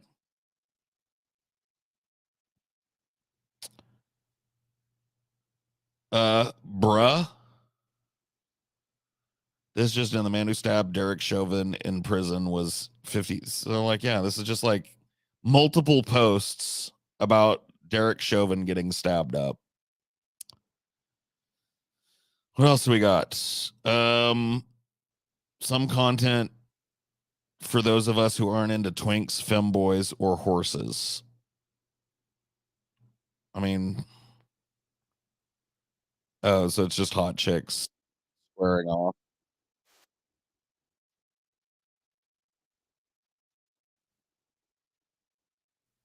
Whatever. This is a garbage thread. Found this under a Michael Knowles post. Okay. Everyone that is leaving, send them to the military for a 90-day adjustment history lesson. I don't even want to read this. I hate these. So I'm going to downvote that on principle. To hell with, it looks like I've read a couple of these. To hell with getting them to try a vote. We need to get them to see the new Godzilla. No. Uh-oh. All right. This is a thread here. Old man Paul. Getting really tired of this shtick. And I feel like he didn't used to do it as much. Now every fucking thing Paul disagrees with comes down to age and lack of experience. Every generation after Paul's is stupid. His was the golden age of the universe, straight up ignoring all the shit that sucked about his time. It's getting really annoying. It's getting really annoying. Deal with it, bitch. You don't understand. Paul, because he worked at Starbucks with a bad back and no pool. This lived experience of his allows him the privilege of being better and more knowledgeable than anyone, especially Vosh/S.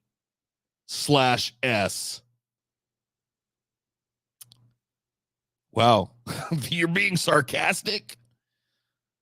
Who would have thunk it?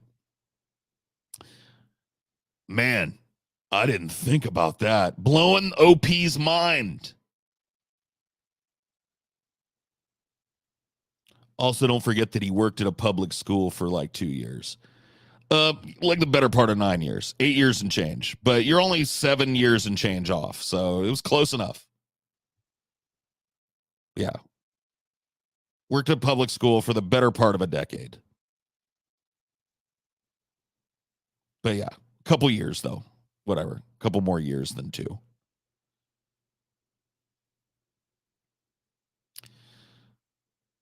Uh, for Paul, that equals 10 years of experience. Well, I actually have 10 years of experience, basically. So yeah, I've got 9 years of experience. But look at all the upvotes. Like, look at the people. Like, how did this get upvoted? Like, do you just not even listen to me? I don't know. Like, you guys know, right? Like, I've talked enough about my jobs prior to this shit. You guys know that I worked for the school district for longer than a couple of years, right? Like, that's just, you've heard me talk enough about it. Like, I don't, like, I don't know where this, and see, this is the type of shit that gets upvotes over here. This isn't like downvoted and like actually Paul worked there for at least 5 years. I can't remember how much, but it was way more than 2. There's nobody here saying that. It's just got 11 upvotes. And then this dude who thinks he's being cool accidentally lands on my actual years of experience. And is also upvoted for him for his stupidity. You know what I mean? Like, what is this?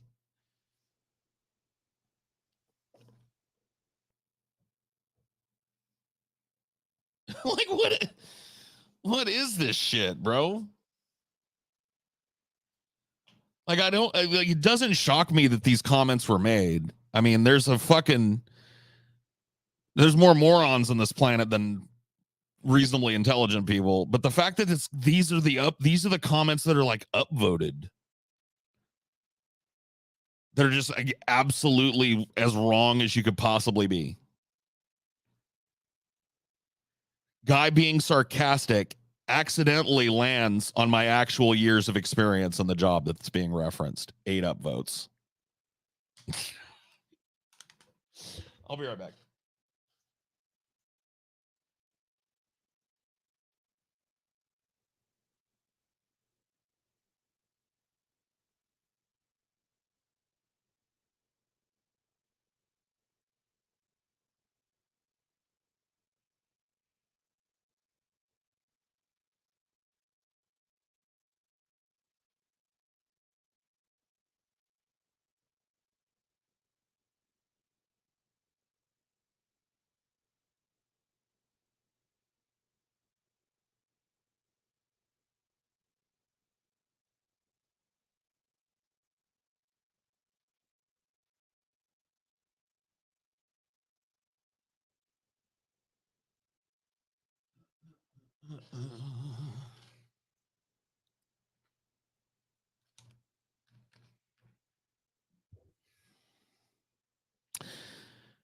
Only an ignorant Zoomer would fail to appreciate the extreme traumatic toll that not being able to track where your couch from IKEA is currently at can have on the human psyche.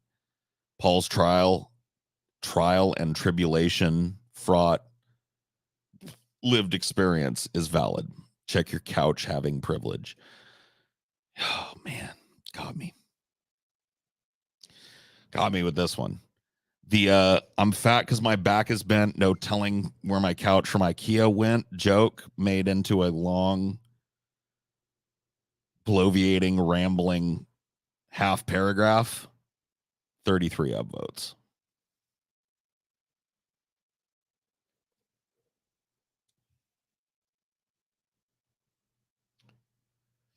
33.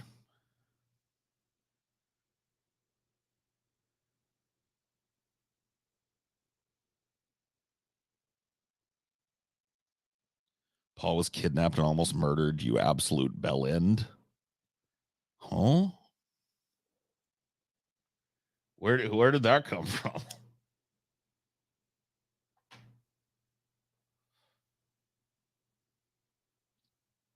Hello, cockatoo. Caw. That's my cockatoo call. Caw. That's what cockatoos do, right?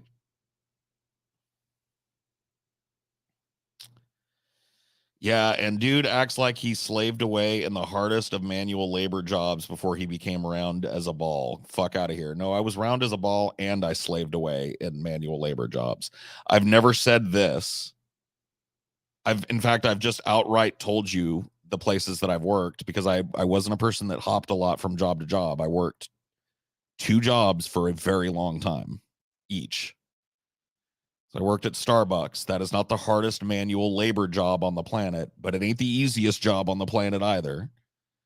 And I worked for the school district, and that was a fucking tough manual labor job. It was my job to move fucking giant old CRT EMAX around giant school campuses all day long in the summer. Like, it may not be the hardest manual labor job in the world, but it ain't no fucking slouch. And I was fat during both of them. So, I mean, hello. Like, what? Like, did people think that like fat people can't work hard jobs? Because that's an interesting fucking take. Good one though. Otherwise, good one. Short bus gangsta.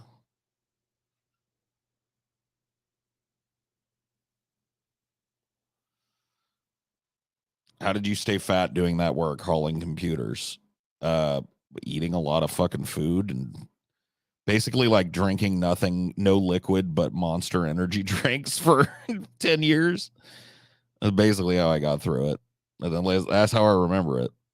Eating a lot of fast food and fatty food and, you know, being a genuinely sedentary when I wasn't at work. Uh, Hey man, can't you see he built the Starbucks he worked at all by himself with his bare hands? Lol. Got me. Oh my God, this is hilarious. I have never seen Grandpa Simpson shaking his fist at a cloud. You got me. Nailed me with that. He admits that he grew up in an economy that allowed him to purchase a condo in his early 20s while working at Starbucks, but wants to act like he has more lived experience than Zoomers who have to work multiple jobs to afford shitty studio apartment and actually have to survive the economy. I don't know what makes you think I was doing super fucking well my entire work life, but I've never said that was true. By the time that I bought the house that you're talking about, which wasn't a house, it's a condo. Well, he said condo. So yeah, I bought a condo, and it cost $25,000, and the huge chunk of the down payment for that came from stock options that I'd gained from working at Starbucks for over 8 years at that point. So I still lived with multiple roommates, barely scraping by. You know what I mean? So this idea that I was just fucking like living like Scarface in the early 2000s in my 20s is retarded, and I don't know where you got that idea. But yes, I do think it's sad that Zoomers now, it would be a pipe dream to think of somebody that was 21 years old purchasing an apartment like that, like purchasing a condo, which is basically the size of an apartment. And that's one of the things that I point out a lot of the time is like that has been stolen from you by people like Joe Biden and parties like the Democratic Party.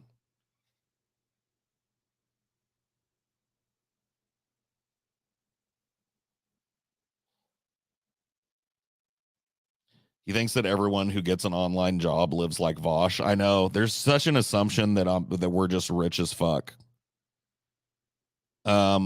It's just not the case, bro. I don't know what to tell you, and I've never been rich as fuck. You don't get rich as fuck working at Starbucks. You don't get rich as fuck being a fucking tech monkey at a public school district. So, and that's all I've ever done other than this. That's always been his shtick. Oh wait, let's see. What's funny is there's only a 9 month difference between Paul and the oldest millennials. This pseudo Gen Xer has a lot more in common with millennials than the people who are 5 to 10 years his senior. I mean, I think I've got a lot in common with Gen X and millennials. I'm a cusper.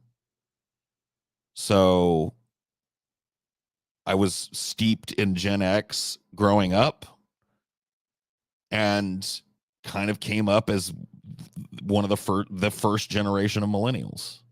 So I got my I got a foot in each pond, and I don't know what to tell you. Like, I identify with Gen X a lot. I identify with millennials a lot. That's always been his shtick. It's not a recent phenomenon. I mean, I would love if this comment came with a bunch of like examples, like when Paul spent fucking 3 hours saying back in my day in 2008, and when Paul, and like these kind of like declarative statements always do really well. 6 up votes. And I don't know what example you would give. This person doesn't agree. Not true. I started watching Paul in 08 when he was still in his 20s, I believe, and he was so much more down to earth. We really all just decline someday. So we got two different worldviews of what is going on. Paul has always been a back in my day, Grandpa Simpson shaking his fist at the cloud. Nope. Paul is actually not that. He just declined into that. And they're both just rewarded for it. I'm near Paul's age by 5 years, and I'm nowhere near. You're not near my age. If you're 5 years younger than me, you're not near my age, buddy. There's a world of difference between 37 and 43. Okay. Like, you can't even talk to me until you're in your 40s. I don't even want to hear. I don't even value your opinion on what life is like yet until you're in your 40s.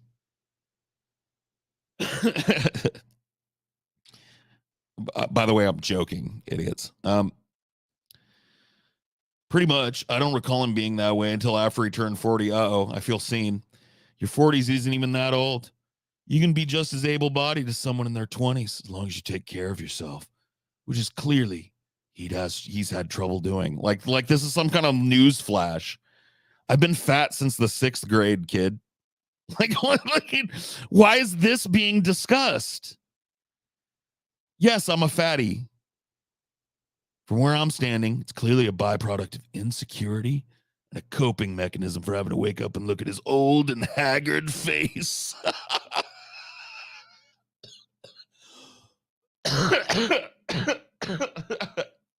All right, I kind of like this one. This one feels like trolling, but I don't know. But like, it's like, what? Paul hates when people psychoanalyze him while constantly behaving like a narcissistic cluster B burrito. Man, teaching you fucking kids psych terms was one of the biggest mistakes that my generation made. You motherfuckers picked up these diagnoses and shit and these fucking DSM terms, and you just ran with them. You're out there just diagnosing everybody now, diagnosing yourselves. You've gone on a fucking tear with this shit, bro.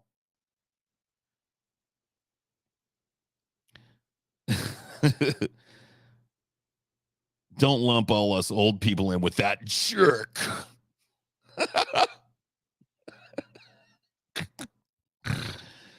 I love Paul, but the whole these darn millennials and their TikToks and skateboards, dog, most of us are in our 30s, lol. Yeah, well, I'm clearly talking about the younger amongst your fucking group. And I just got done talking about how I'm a millennial too. Jesus Christ, bro. I can't even.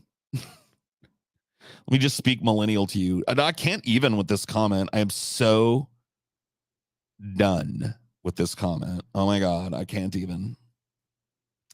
He fucks on Zoomers. I'd be shocked if I ever find out Paul actually rips on millennials. He's practically one of them. Yeah, I do. And I do rip on millennials. Like, I don't know why this idea, like, you can't make fun of millennials. You are one. It's like, go fuck yourself. I'll make fun of who I want. Nah, most are in their 20s. Most are in their 20s.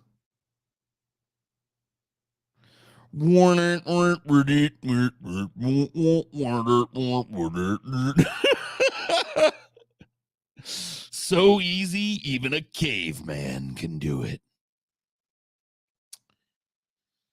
Yeah, good thing Abandoned Hope exists. Oh my God. All right. Well, that's a Tajika fan. I mean, what are you going to do? Fuck, I've been so desperate. I've even been watching You're Wrong. Damn. Some Scotty shade being thrown. I wonder if there's anybody on this subreddit who actually likes watching the show. You know what I mean? Like, this is such an anti-fan community. Paul's usually my favorite, and I do agree with his voting stance and respect his perspective on that argument. But yeah, the boomer stuff, it's kind of cringe. Like in his rant last night, he kept spinning his wheels, describing millennial humor. I'm like, I know like 2 millennials who find this funny. It's like he's describing a niche Vine humor trend, I think. No, I was making fun of what I was just saying earlier about the, like, I can't even. I'm so over this. I'm so done. For you to say that that's like some niche thing that only 2 millennials even know about is retarded, bro. Dude, like literally retarded. That they do that shit in fucking every Avengers movie. Like, oh my God, I am so done with this end of the world, Jarvis. Yes, Mr. Stark. You know what I mean? Like, this is retarded. This is just like trying to pretend like millennials aren't cringy as fuck. I feel like he's trying to describe Bo Burnham. I wasn't, which he sniped at in the past briefly. I've sniped at people's overuse of Bo Burnham songs and references. I haven't really sniped at Bo Burnham. Surprised Paul doesn't appreciate Bo as a passionate thespian. I don't know much about Bo, but if that's true, he's a passionate thespian. I do appreciate that about him. Just the skill of precision alone. So this is just a person that's got a boner for Bo Burnham and has decided that I hate Bo Burnham because I was ragging on millennial humor. It's like,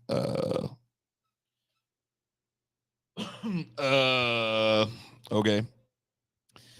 I'm on the younger end of millennial. Chappelle Show, a show noted for its offensive racial humor, was widely popular in middle school, high school. Paul just mad because he spent his best years fat and depressed. Like, what? I spent my best years? Like, what are my best years? My teens and 20s? I spent my teens and 20s fucking, drinking, popping pills, and smoking all the weed I could get my fucking hands on. Like, what are you talking about?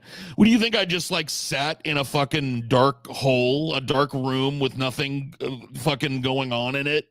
Just sat in the middle of a room and just cried through my 20s? Bro, I partied. I partied every day that I could possibly fucking have the energy to do it in my 20s.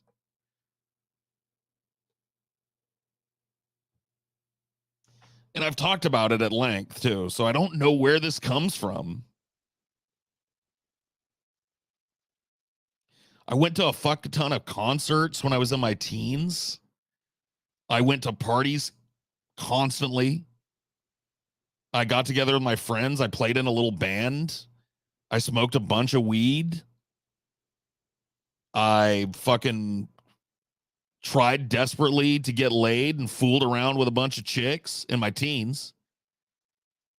Lost my virginity at 19 and started fucking on the regular, fucking all the way through my 20s. Like, I don't know, like, where does this come from? Did I struggle with depression? Sure. Did I spend my best years like doing nothing but being fat and depressed? Clearly not. But whatever, you do you, man. Whatever you got to do to justify the hate boner, I guess. That's what I mean. I think he's starting to get rose tinted glasses for his youth and keeps ignoring all the media that sucked in the 80s and 90s. When we talk about movies all the time that I'll go back and rewatch about how bad they suck from the 80s and 90s. I don't even know where this comes from. I don't know where you got the idea that I said that all movies from the 80s and 90s are awesome or whatever. Like, it's just like, who are they arguing with here? I feel like these are two people that just don't listen to anything that I say, trying to suss out what I might be about. You know what I mean? Like, what is this? It's a whole conversation of shit that doesn't even apply. Like, I don't get it. Bro, Paul's been employed since he was 16. I don't know if that's I don't know. How's that even related to this? Is that just like a fucking him? I don't know. Is it like a dig? I can't tell. Don't be calling him no boy, all right? Huh? Okay.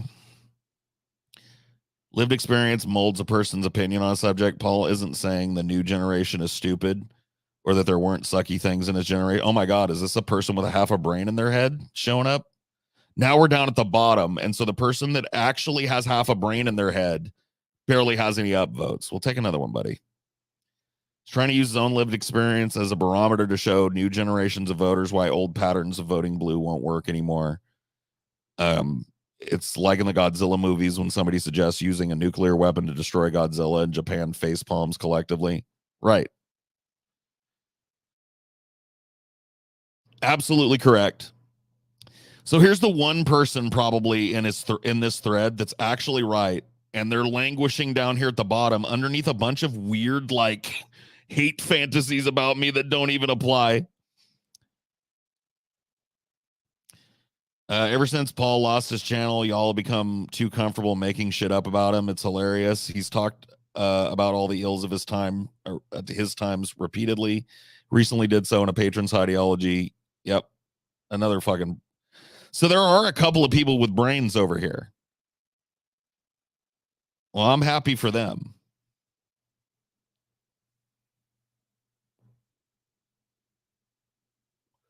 I didn't lie about anything. I just said I feel like he tends to go on an old man rants more than he used to. No, that's not what you said.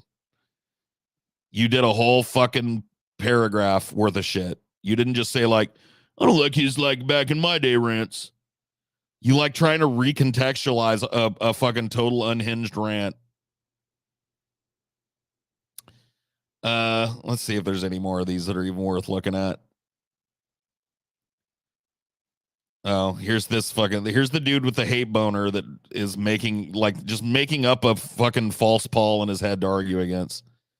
Oh, you really love and admire him. Like, yeah, if I was responding, if I was this guy, I would have been like, yeah, you really fucking hate and despise him, don't you? This dude has been discussing me all day in this thread.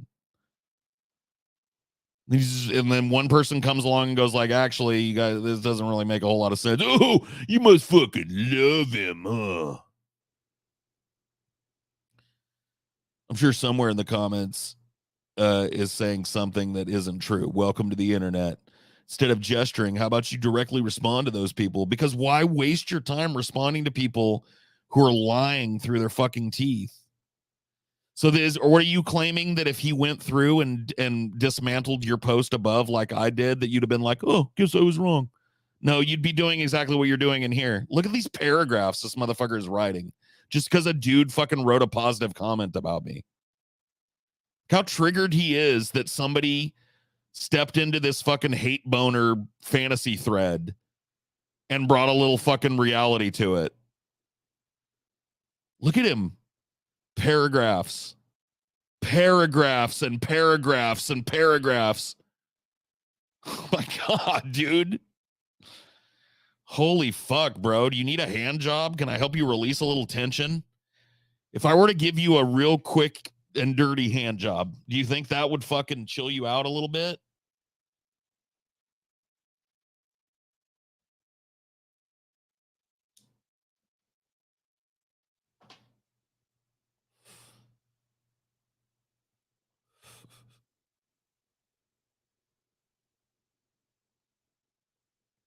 At least he's not from gay Gen Z. Yeah. Found the bloke without lived experience. Okay, Zoomer. And then we got like the bottom of the barrel here. Here's a dude trying to help, but he goes like, yeah, you guys really showed him with your vapes and fidget spinners. It's like, all right, you're not helping.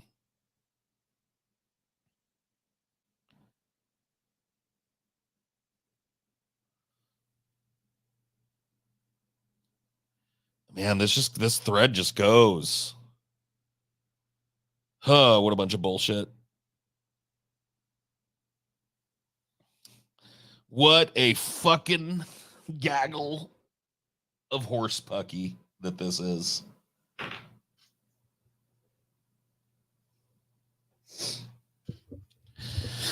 Oh, well, there you go. There you go. Let's see if the subreddit is on fire with that one. That shit wasn't even hard. It was just like, yeah, Paul only fucking worked a couple years. Worked his whole fucking life. Paul just sat around being fat and depressed. Was actually a really fucking sociable and outgoing dude all through his 20s and my 30s, honestly. Until the fucking lifestyle caught up with me and I had to quit it. I had to chill way the fuck back on my drinking and recreational drug usage and everything because it was catching up with me in a big fucking way. So I had to stop it. But let no one make the fucking claim that I didn't do it.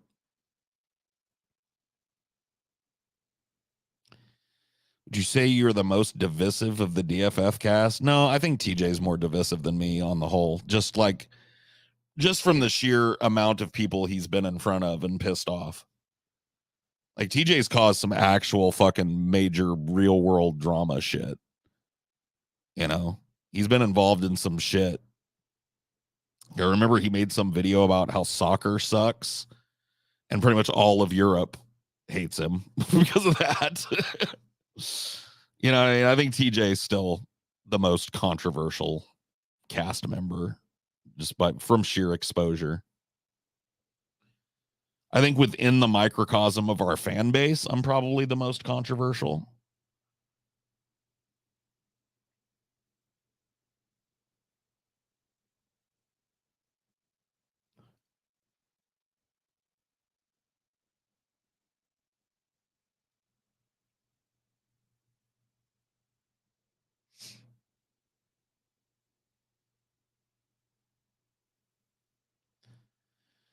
You're trying to show how we all fall for the same cons every generation and that we should learn through experience to not fall for them. Learned experience. Yeah. Now that's 100% why I bring these things up.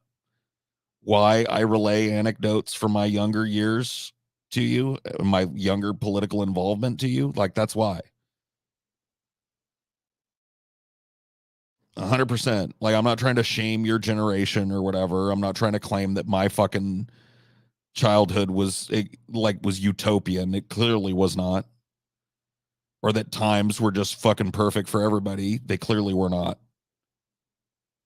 But I'm trying to give you an example of the change that's happened just over the course of my 40 years plus on this planet, 43 years now.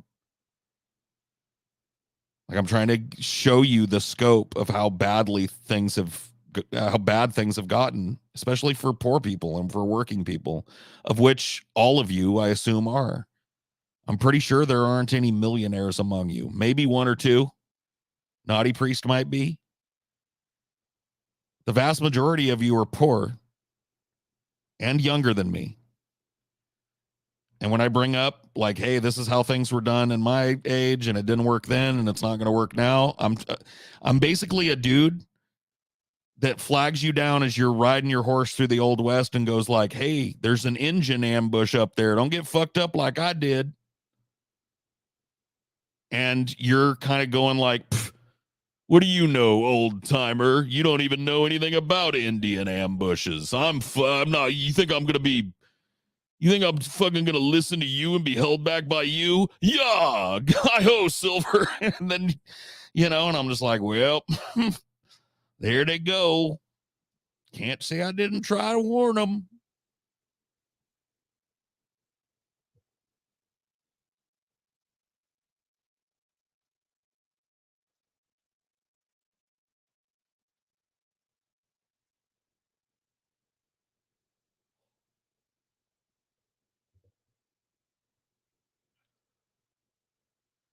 I will say TJ does not deserve his divisive nature, though. He hasn't said anything worse than Hassan Piker or Ethan Klein or whatever. He's just loud about his opinions. Not only is he loud about his opinions, he's also loud and unapologetic about his personal failings as well, which I think makes people really uncomfortable. And he doesn't really care much for preserving the feelings of others either when it comes to making an argument. And I think that triggers a lot of people. I think ultimately it's just him being kind of like brash and unapologetic is what makes him divisive. At least that's my read on it. I don't think it's necessarily the positions that he's taken as an aggregate. I think it's the way that he like the way that he prosecutes the making the case for those positions. And I would say the same thing about myself, having, obviously owing to the limited nature of people's ability to be introspective and shit. I would say that if I had to put a finger on why I'm divisive, it's not necessarily the things that I say. It's that I'm unapologetic in saying them and I don't back down or cotton or crib to every little criticism. And I think that's something that people really value nowadays, much more than they did in my generation. They want to see people like go like, I was wrong and you were right. I'm taking accountability for my wrongness or whatever the fuck. And I'll do that if I feel like I'm wrong about something, but I'm not going to supplicate myself to you because you disagree with me. And I think that that earns me a lot of hate because I don't make a whole lot of conciliatory attempts. I'm not like, well, I don't give you the fucking meaningless butt pat of, well, like, yeah, I understand where you're coming from. That's what people say when what they mean is like, you're wrong. Like, that's the polite, socially accepted way of saying, like, you're wrong. Like, I understand your argument, but what you're saying is completely untrue and wrong.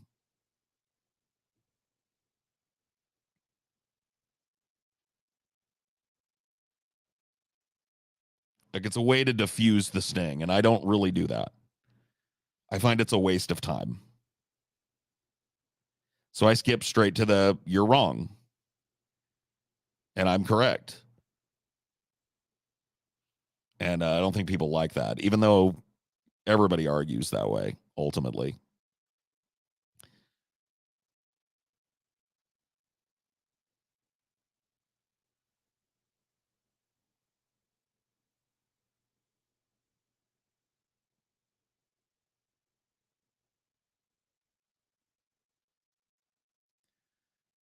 Yeah, I feel like this dude just watched a video about Hassan and Ethan and thinks they're horrible. Now they're way. Oh, yeah. Both Hassan and Ethan, I don't watch either of their shit, but they do pop up on things that I do watch. And I have seen a couple of their videos here and there and shit, being at least reasonably active in the kind of YouTube political sphere or whatever. I've seen them and they're super they're way more marketable and advertiser friendly than anything TJ does. Like I really wouldn't even compare them very much in terms of personality to TJ. They're way more socially conscious and way more focused, I think, on building their status at the expense of truth and honesty. And TJ doesn't do that. TJ would rather be honest and take the fucking hit than tell people the comfy lie and reap the reward.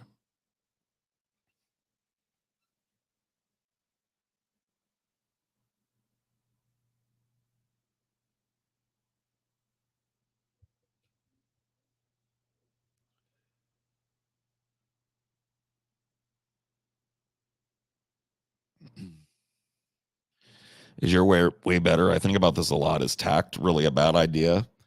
No, it isn't. And I'll be honest with you, the way that I engage in the kind of like public discourse that centers around the channel and stuff is a lot different than I would engage if I was sitting across from you. I don't think that things get solved on the internet. I think that the internet is a good place to come and read contrary opinion, but I don't think that debates get solved on the internet. I think that a personal touch is required for things like that. And I think that those would be two totally different types of conversation.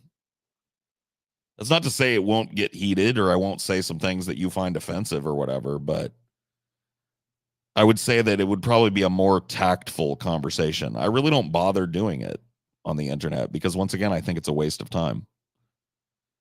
This is an information aggregate. That's what the internet is to me. It's not a real genuine platform for making change.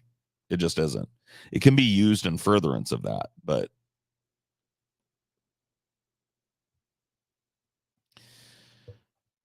there, I understand people's attention spans are measured in fucking nanoseconds. And I find being cordial and kind of giving in to this social pressure to stroke the ego of your ideological opponent is a waste of fucking time and syllables and air. And I don't bother doing it. And I don't expect other people to do it for me. I'd rather they didn't. But,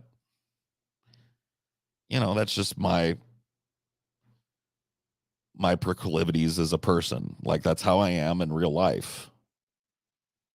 I'll beat around the bush with you to an extent, but ultimately I'm just going to kind of fucking tell you what's what. Because feelings are fine, but ultimately knowing where you stand is better. You can process feelings a lot better if you know where you stand.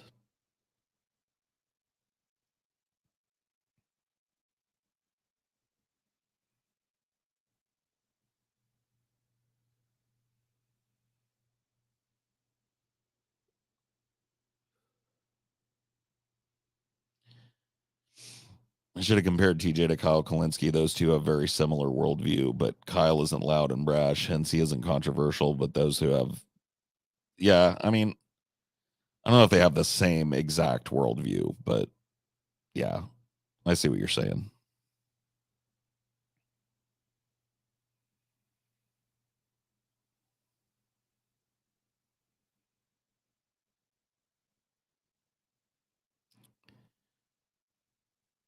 Hey, thanks for streaming, Paul. Yeah, you're welcome. Whatever, it is what it is. We're here. We're queer. We're talking about it, doing another fucking long ass electoralism discussion, but whatever. If that's what people want to talk about, I'm willing to talk about it. I clearly have a passion for it. I clearly think it's an important thing to discuss. I know a lot of people get sick of it. And for those of you that are sick of it, mea culpa, but there's other shit you can go watch. I feel like it's important to make my argument about this plain as possible. And I really don't have a whole lot of a whole lot more outlets for that than the shows that I do. You know,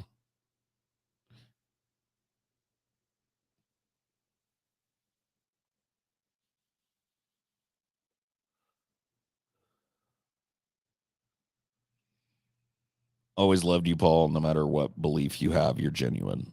I mean, I appreciate it. It's a kind thing to say, and I really do strive for that.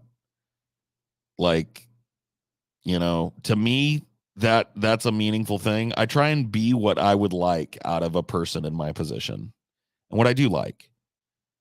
And I don't respect fakeness, fake courtesy, and I don't respect people who circumvent their belief systems in order to make money. And I don't respect people who present a false narrative in order to make money. I just don't respect that in people, and I strive to give you guys, like, say, you guys get to see everything. you know, or to the greatest extent possible. I still have a private life, but you know, you guys see me at my best, you see me at my worst. I'm honest about how I'm feeling about things, and I try and give my honest, direct, blunt, and hopefully easily understandable opinion about everything that people care to hear me talk about. I want, you know, that is my goal, is for people to know where my head's at if they want to. And I try and be as genuine an article as I can be in doing that.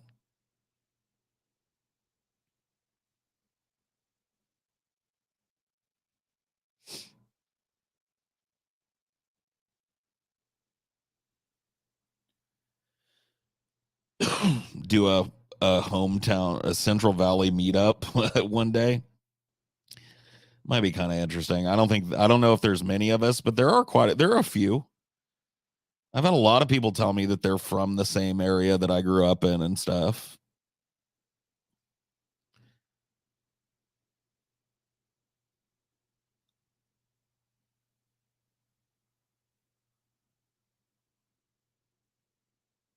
Paul, I made a post on the subreddit on my thoughts on the voting debate. I'd like to hear your thoughts on the points I made if you're interested. Okay. Let's see. I mean, what, like, was it days ago? I don't want to go fucking. I don't want to fucking go searching. And is your name the same over there and shit? Like, I don't know how to. What's the name of the fucking thread? Because if I have to dig for it too hard, I'm not gonna bother.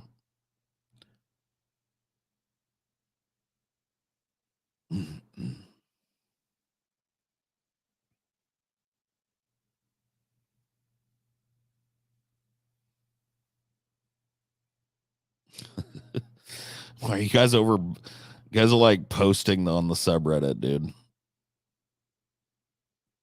Why are you doing that? Why you do this? Dude got his dream of having you check his Reddit posts.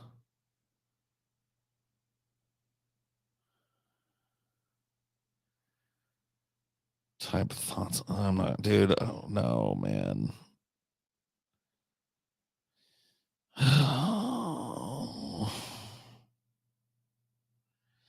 God, there's fucking many of these.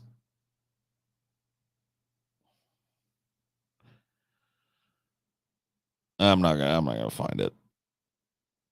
Sorry, buddy. I don't want to spend all fucking night scrolling Reddit.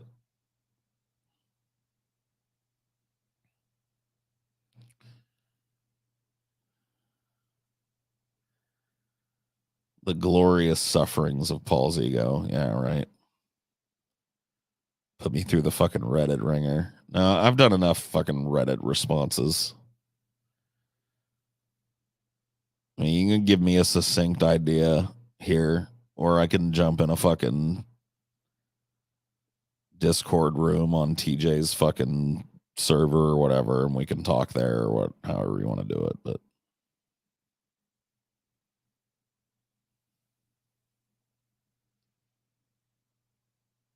yeah, good night, buddy. Paul, I put up a post on my Facebook wall in 2006 about the Iraq War. Can you use the Wayback Machine to go back in time and look at it? Yeah, yeah, yeah. Let me go find it real quick.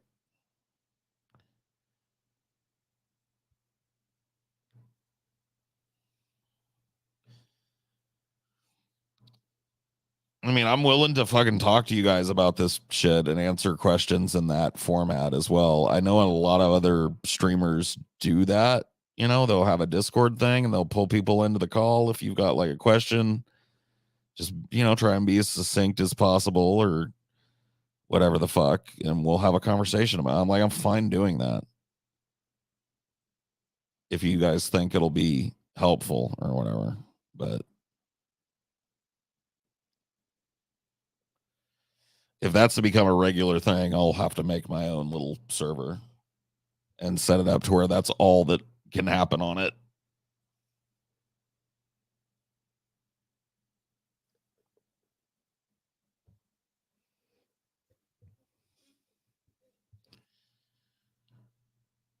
Paul, what's your favorite biome? I mean, I like the coastal biome. I like the high desert. Like I love like high elevation deserts, and I love the generic Central California coastal biome.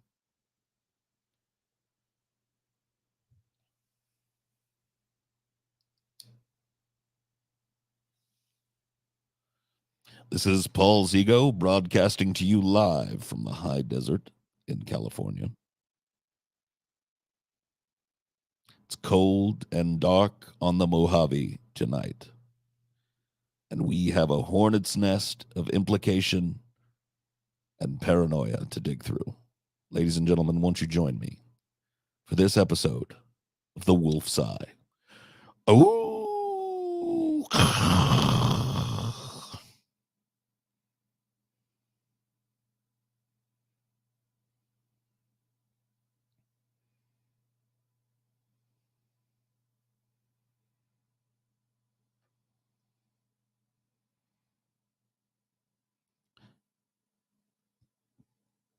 I made a Cyprus and Phoenician papyrus imprint on a block of sandstone in Sumerian cuneiform. Can you use the Rosetta Stone to translate my etchings, please?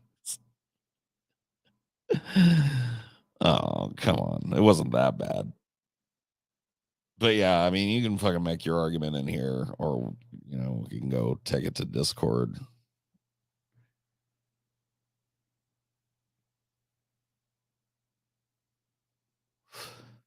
See any cars you like recently?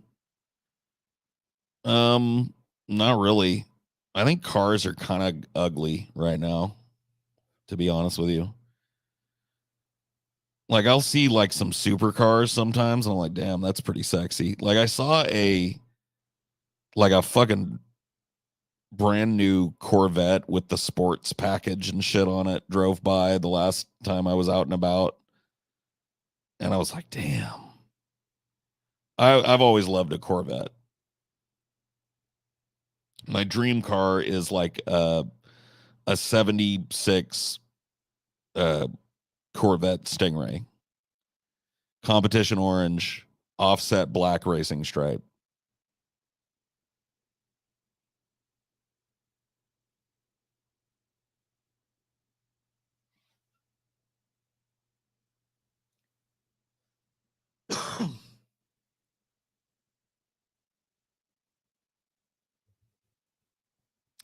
Paul, I don't care about your politics. I just like listening to you and have for years. Well, thank you for sticking with me all these years.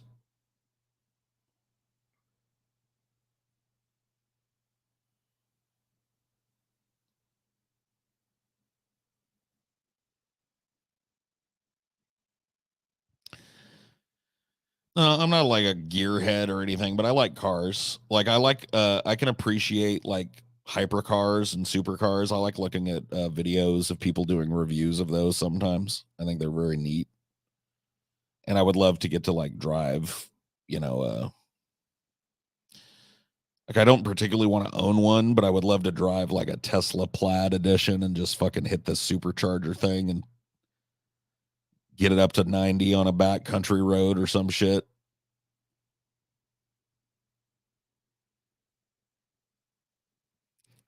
I'd love to fucking take a Koenigsegg Regera out on the fucking track and open it up and get sideways in that motherfucker. Try to. I probably wouldn't be able to in that car. So grounded.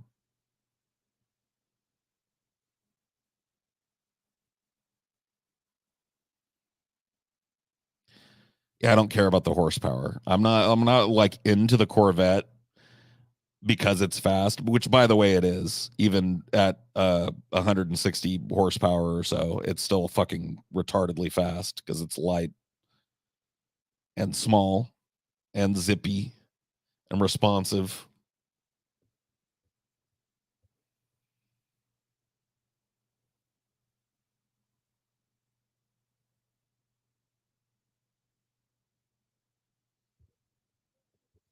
I like the some of the luxury brand cars. I think like the new Rolls Royces, the Ghost and the Phantom. I think those look sick as fuck, dude. I think those cars are sick. I think those cars are cool. Um, I love Koenigsegg, just like super fucking high end uh sports hypercars. I like Fiskars.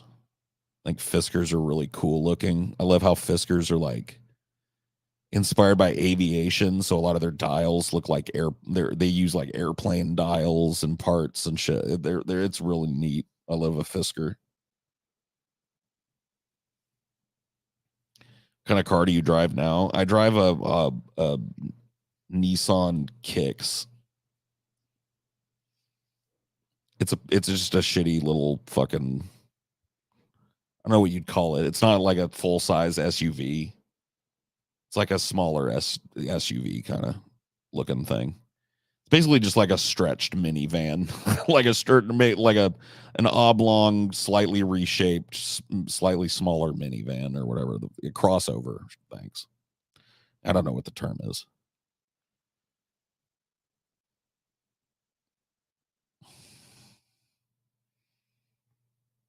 What's the plate number?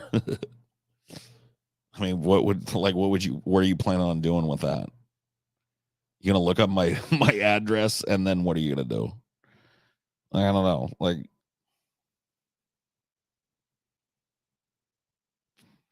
I drive a Dodge Durango. Dodge Durango.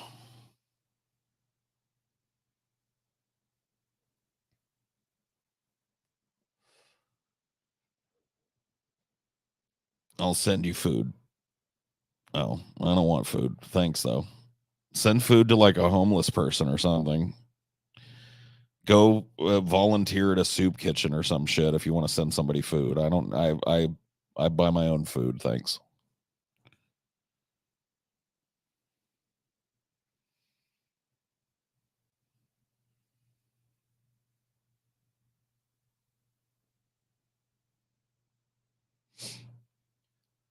Mustang, Camaro, or Challenger. Um, Depending on the year, I do like a Mustang.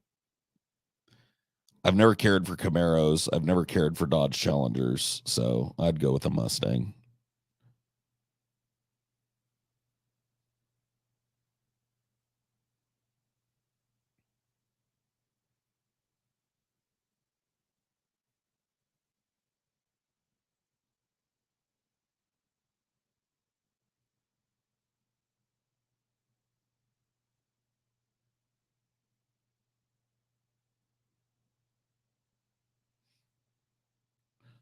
No, I know you were joking, Phoebe. It's just one of those things that just like creeps me out because I don't think about it very often. But I'm just like, I hope that if anybody ever fucking doxes me or whatever, they just leave me the fuck alone. Like I don't know, like I find that shit to be so fucking shitty and cringe when people like harass other people for no reason. Like I don't think that's ever warranted, and it just feels like a real shitty thing to do to somebody. And I would hope that people just leave me the fuck alone. Like I'm not out to fucking fuck up your day or anything. It happens to a lot of people, honestly. Like TJ's been doxxed before. Like it happens, and it's just creepy. It's creepy and it's weird and it's off-putting. I just want to be left alone. You know what I mean? I'm a normal person. I live a normal life. I really really guard my privacy pretty jealously, and I want to be. You know what I mean? Like I don't know why you would ever like try and insinuate yourself. The fact that there's people out there that would, you know what I mean, is just I don't know. It's just creepy and antisocial and shitty.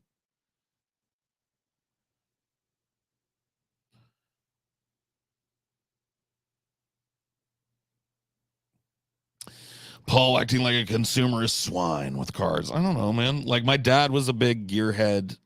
It didn't fully rub off on me, but I've always liked, cool cars. I would never spend the kind of money that it would take to get one of those cool cars. I don't really have a desire to own any of them, but I like appreciating them, and I think it'd be cool to like test drive them.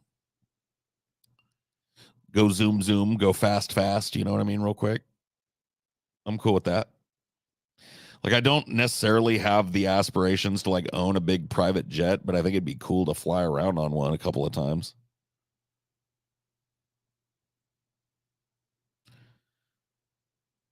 I don't have any aspirations of owning a yacht, but I think it'd be cool to like go ride around in the fucking Caribbean on one.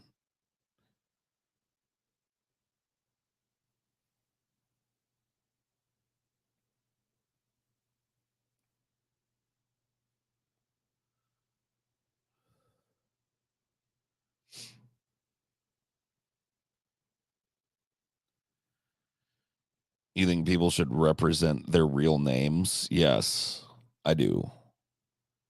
I mean, maybe not their real names, but like I think that I don't want to I don't know if I want to go through the fucking 3-point plan for internet safety again that nobody ever fucking listens to.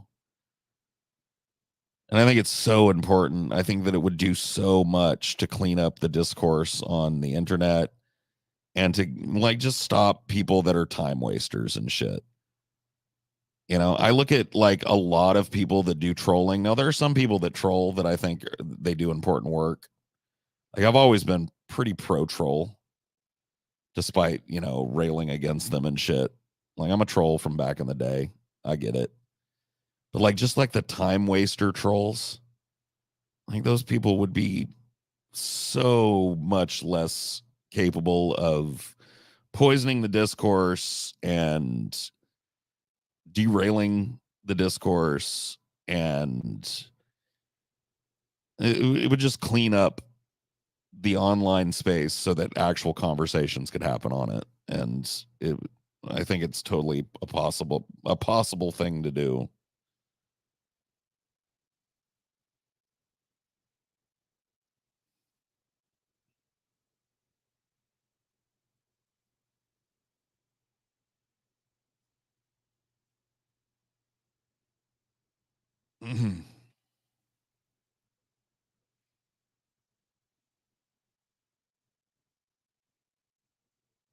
Having my real PFP has changed my behavior a lot. You think so?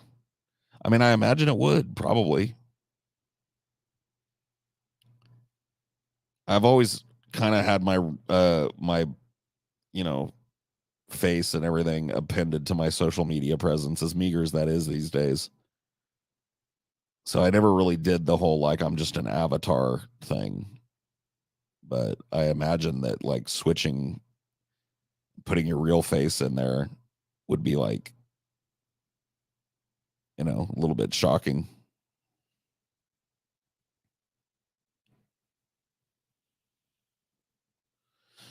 I don't want to do away with internet anonymity though, Jason.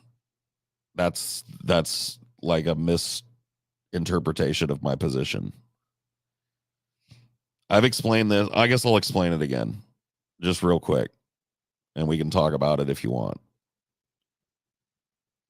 I think that the internet should be broken into basically three different kind of sectors. I think that, like you're assigned a social security number at birth. I think that at birth you're assigned like a social identity that is tied to your real identity. And it would be my argument that the internet be separated into three different kind of categories. Like it's a 3-account system is what I call it. I think you should have an account when you're young that is restricted to only other people of your age or licensed teachers or whatever the fuck. You know what I mean? Like I think there needs to be a sequestered place where kids and teens go, where they aren't constantly under threat of being preyed upon by all of the weird drooling anime incel fucking vampires that are out there, right? And I think it would have the dual purpose of immensely improving discourse, because I can't tell you how many times I've started to argue with somebody and then realized that I'm arguing with like a fucking 14-year-old. And it's just like, there's really not any need. You know what I mean? Like, there's really, they need to have their own. So this sequester away children into age appropriate things, maybe have the thing reveal more to them as they get older. So maybe, like, if they log in or whatever when they're really little, it's just like the blocks game or whatever the fuck, counting games, reading games. And then, like, once they get into their teens, maybe some politics comes in and some civics and economics, and like they start giving them a little taste tester of a more adult space. And then the third level of this would be, general access, and that would be for adults. And I would argue that that should start at 21. I mean, if drinking age is going to be 21, I think that full internet access starts between 19 and 21. And then each person within that, so now, let's say that now we're all graduated, we're all in the adult internet. Each one of us has 3 different accounts. Well, 2 accounts. We've got a public account that has our name attached to it. And we have a single anonymous account where you can pick a pseudonym. And that's that. So if you want to be anonymous, you use your anonymous account. You just don't have infinite anonymous accounts. That's not an attribute of anonymity. Anonymity is not the ability to split yourself into a billion different people all at once and make it look like you're something you aren't. And that's a huge problem. Multiple account users, ban evasion. You know what I mean? It's a huge problem. People don't really have the tools to stop harassment. Like, if somebody's just being a dick to you, you can't really get rid of them. If they're, if they've got enough free time to troll you, they'll be up your ass for the rest of your life. That just shouldn't be a thing.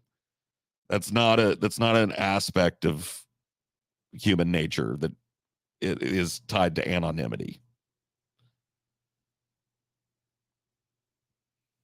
And that's the dangerous part of out of control anonymity, is we've allowed people that are anonymous to basically become superheroes in the new public space.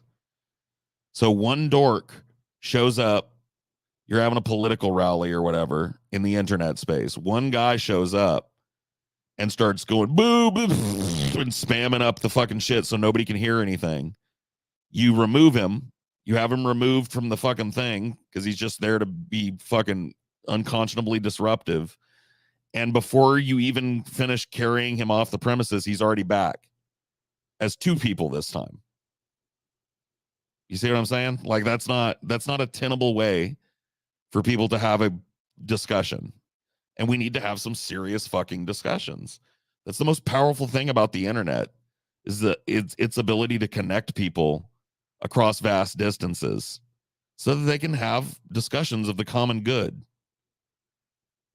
And there are a whole fucking group of people. Not all of them are private citizens. There are corporations and governments and NGOs that engage in this type of trolling behavior, where it's like they're about narrative control. And a lot of the individual people that are doing this type of trolling that aren't affiliated with one of these, just they want attention. And their need for attention causes them to clone themselves endlessly, to pretend that they're an army of people when they're just one person, to fuck with voting. You know what I mean? Polls are just completely and utterly untrustworthy on the internet because one person can be fucking 30 people on most polls if they've got the time and dedication to do it. One person can be 300 different commenters on a video. It's just absurd the amount of control people have over multiple redundant anonymous accounts. You get one. And if people click on it to fucking check out your bio or whatever, You can put whatever you want in there. And then if that gets banned, though, and you want to continue in the conversation, you got to go get on main because you've already burned your anonymous account. Your anonymity was not appreciated in the community that you brought it into. They banned you, and you want to still try and participate over there. You have the right to do it, but you got to jump on main. And I think that's going to quell 95% of the antisocial behavior that's making the internet unusable and untenable. And all it is just applying actual existent consequences for speech, adding the existent consequences of free speech that exist in the actual physical public space to the new public space of the internet.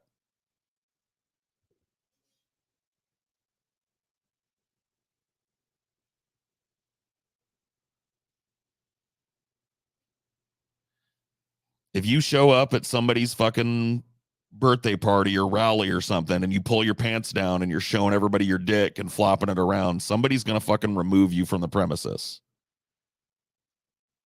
You have the freedom to go and express yourself in that way, and the people around you have the freedom to be apart from you.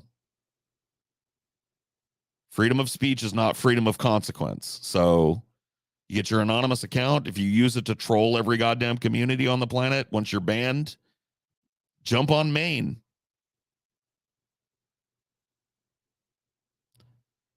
.95% of people won't do it if it's antisocial bullshit that they're going to do. They're not going to go like, hi, I'm Paul Parkey.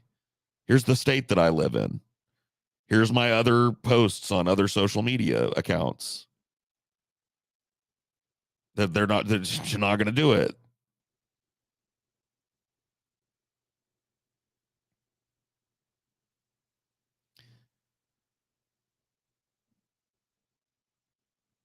Speech wasn't free if it incurred a consequence. That doesn't make any fucking sense. So if you say to me, I'm a Nazi, and I say, Jason, I don't want to be friends with you anymore, the consequence of your free speech and telling me that you have Nazi ideology was you don't get to be my friend anymore. And you're telling me that you don't have free speech because I have the freedom to decide what to do with you after you've made it. I get to decide like how to interact with you after you've made the speech. And you're saying that has somehow limited your free speech. How have I stopped you from telling anybody who wants to listen to you that you're a Nazi? I've just decided I don't want to hear it. And I have that right. You don't have you have the right to free speech. You don't have the right to free attention.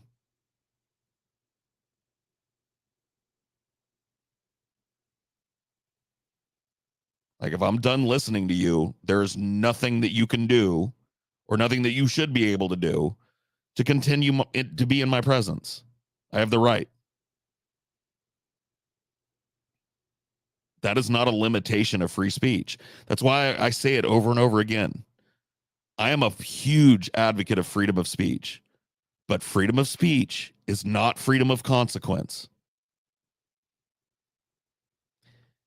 You know, the age-old adage of yelling fire in a crowded theater. If you do that, you're going to jail, and rightfully so. You've incited a fucking public hazard, and you've endangered the lives of people with your speech. You call up the president and threaten to fucking murder him. Or call up a local fucking official and threaten to murder him. You're probably going to have a police report made about you, and they're probably going to find you, and you're going to be fined or charged with making a terroristic threat. And as well you should. I don't want to live in a society where anonymous murder threats are considered protected speech. Now, once again, ultimately, you've got the right to say it. But I, as a citizen, have the right to be fucking free of people like you that make terroristic threats and shit. I shouldn't have to listen to it, and it shouldn't be curbed or allowed.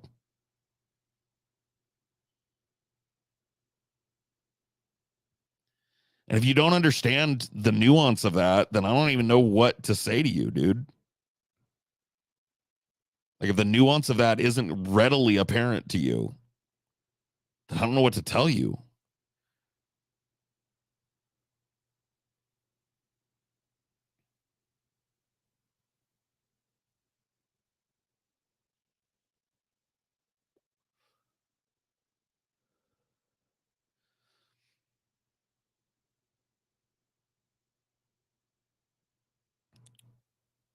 Mm-hmm. Like you can walk down to fucking Harlem, like what's his name in fucking Die Hard? Not John Connor. What was his fucking name? John McClane. You can do like John McClane was forced to do. Get naked, put a sandwich board around your shoulders, and walk down to Harlem with an I hate N-word sign. All right, you've got the fucking right to do that. But you aren't protected by some magical speech bubble from the reaction of the community around you. Your speech may have consequences on that day.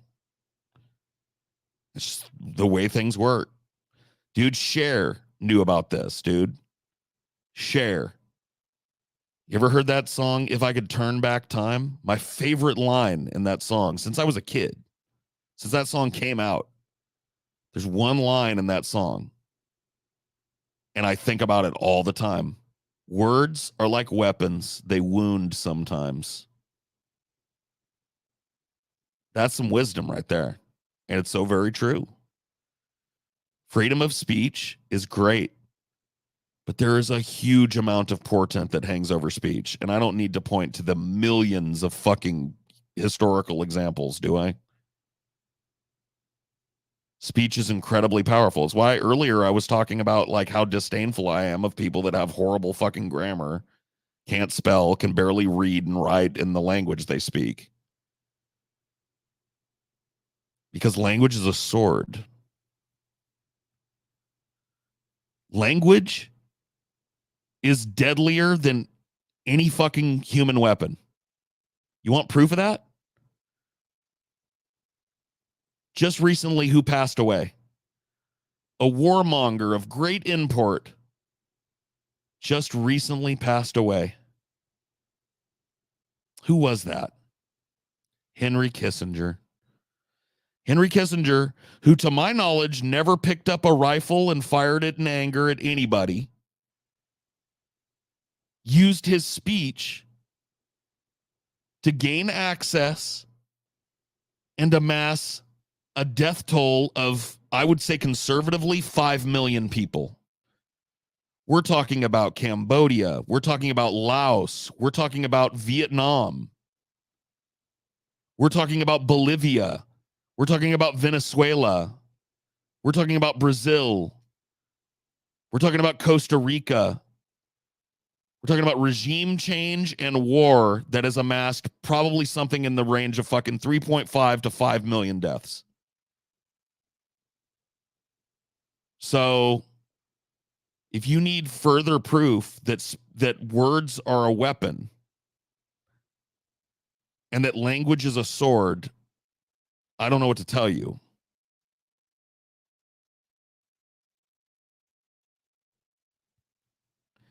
Motherfucker's got the blood of an entire generation of Southeast Asians on his hand, an entire generation of South Americans on his hands. And he never once, to my knowledge, picked up a weapon and fired it in anger.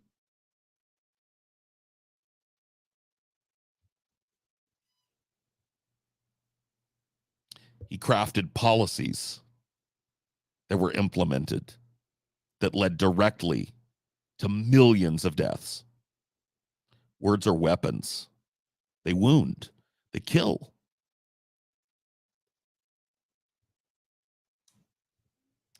I love that part in the Dune, in the David Lynch Dune, because David Lynch Dune has this invented thing that really isn't in the books. It's not canon. It's this weapon using sound. And they put this little microphone on it. It's connected to this laser gun, and they go, yeah, sure. You know, the blast of energy is channeled through. And one guy's holding it when he's being trained, and he says, Muad'Dib. And then it's like, Woody, and it shoots off, and Paul Atreides says, my name is a killing word.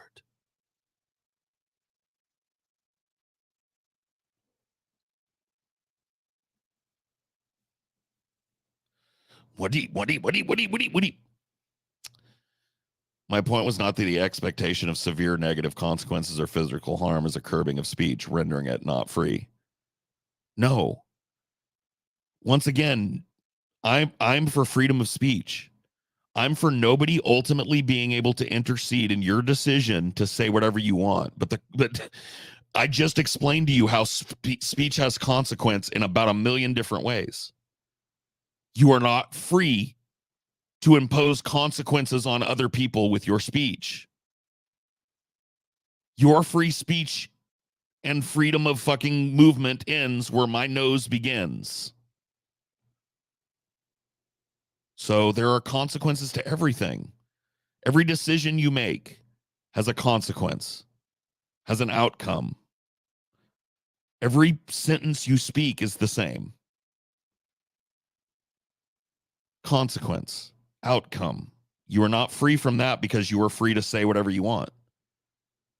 I think ultimately, if you decide I want to walk into fucking Harlem wearing the I hate N-word sign, I think, I'm going to strongly fucking encourage you not to do it. But ultimately, if that's what you decide to do, I can't stop you, and I don't think anybody should. But I don't think there's a person on the fucking planet that's going to be surprised if you get your ass kicked or you get mobbed by a bunch of people and forcibly removed from the neighborhood. And I don't think there's going to be a successful prosecution of anybody infringing your free speech anyway. In that instance, consequence. Sorry, you made the decision. You don't get to be free from the consequences of your decisions because you've decided that language is some wholly unimpeachable thing. Freedom of speech is great. But like anything that's great, you got to wield it wisely. Because if you don't, you're going to get yourself fucked up. Now, I'm not arguing for people being rounded up for offending the president or whatever the fuck. I'm saying that you have to take into account the consequences of your speech.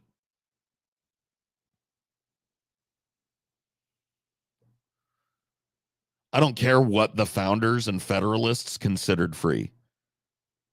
I honestly don't care about the cause of the freedom of speech clause. I don't. I remember learning a little bit about it, but ultimately what matters to me is the preservation of the right. And it's even an equal application. I'm not married to the fucking founders, bro. Fuck the founders. Founders were hardcore exploiters, capitalists, slave owners, almost to a man. They were part of the gentry, okay?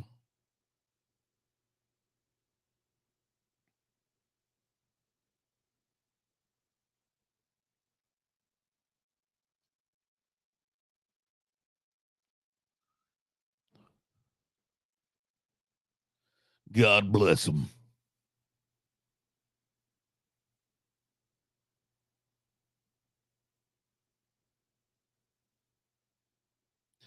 Yeah, I'm sure if a drag queen was attacked for exercising their free speech, Paul would have the same take.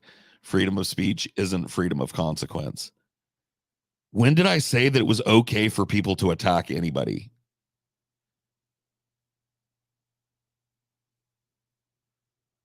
Their decision to punch you or infringe on your rights because of your speech is also a decision that's going to have consequence. Isn't that crazy?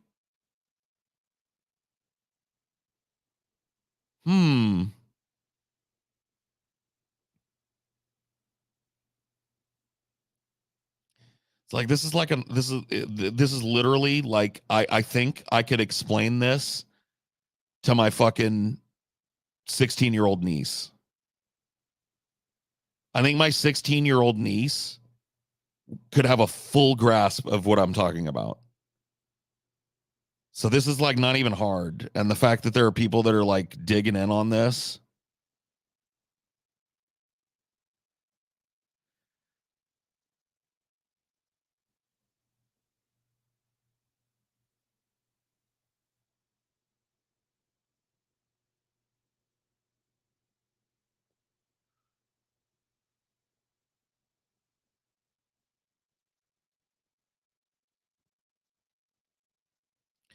I grasp what you're saying. I just don't agree. All right. I mean, that's fine. I'm honestly like curious as to why you think that of all of the possible movements in the universe, the utterance of speech is the only one that should come with no consequence. I mean, so are you saying that somebody shouldn't be able to get rich talking? Because that would be a consequence of their speech?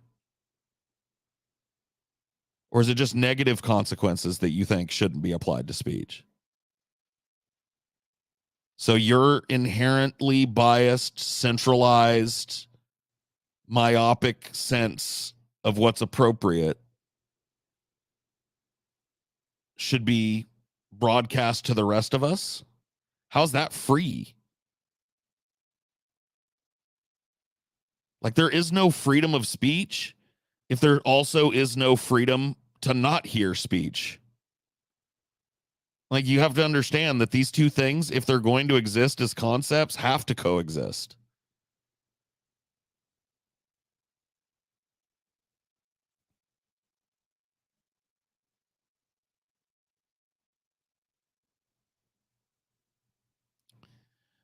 I'm not calling for the curbing of speech, though. I've said over and over and over again that ultimately, if you were to put the sandwich board on and walk down to Harlem with your dick wangling out, you are free to do so. I think that's unimpeachable. I don't think that anybody should be able to suppress you prior to that. But if you make that decision, like every other positive action, there's going to be a fucking consequence for that. Maybe multiple consequences.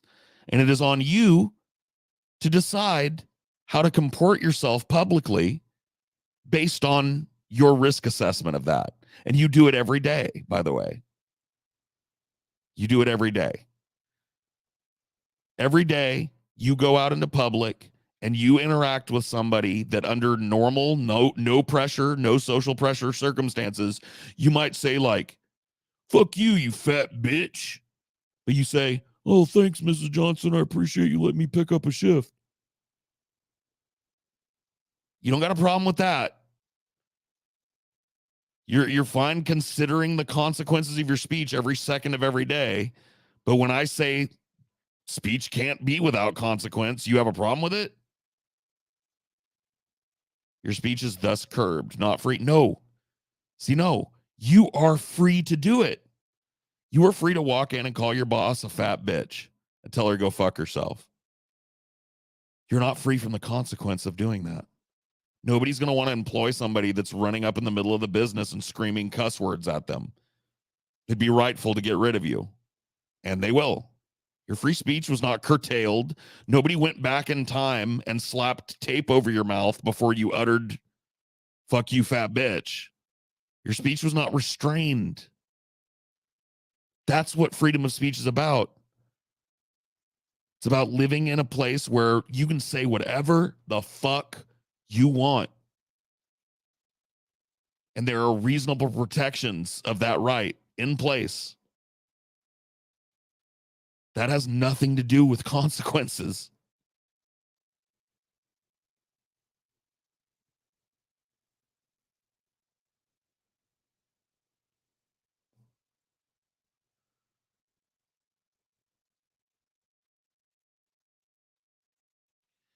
What do you think free means? Free means unrestrained. Yeah, prior restraint. What you're talking about is prior restraint, and I'm against prior restraint. Period.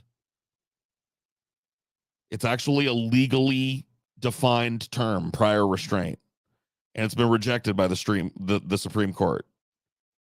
You know how I learned that? Walter Sobchak, dude. I'll have you know, dude. I'll have you know that the Supreme Court has roundly rejected prior restraint. Yeah, I reject the idea of prior restraint.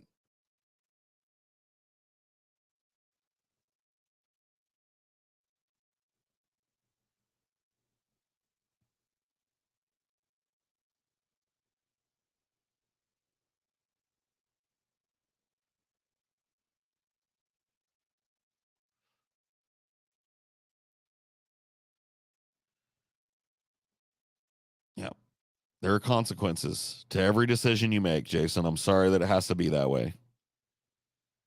And you inherently know that there are consequences. And there have to be consequences because, once again, words are the most powerful force on this planet. The most deadly thing that human beings wield on this planet is not atom bombs, it's words. It'll be words that lead to those bombs. It'll be words and machinations, all presented in the form of language, that will lead to those bombs. Okay? So I don't know what is your plan to restrain what is your plan to allow for the natural outplaying of consequence as a part of freedom?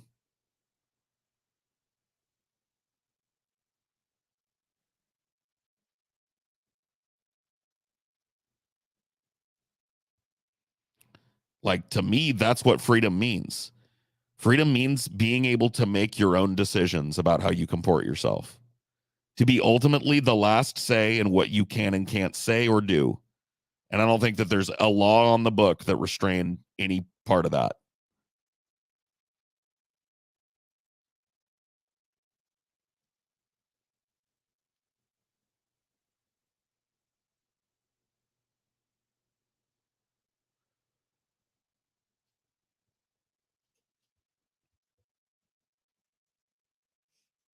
Anyway,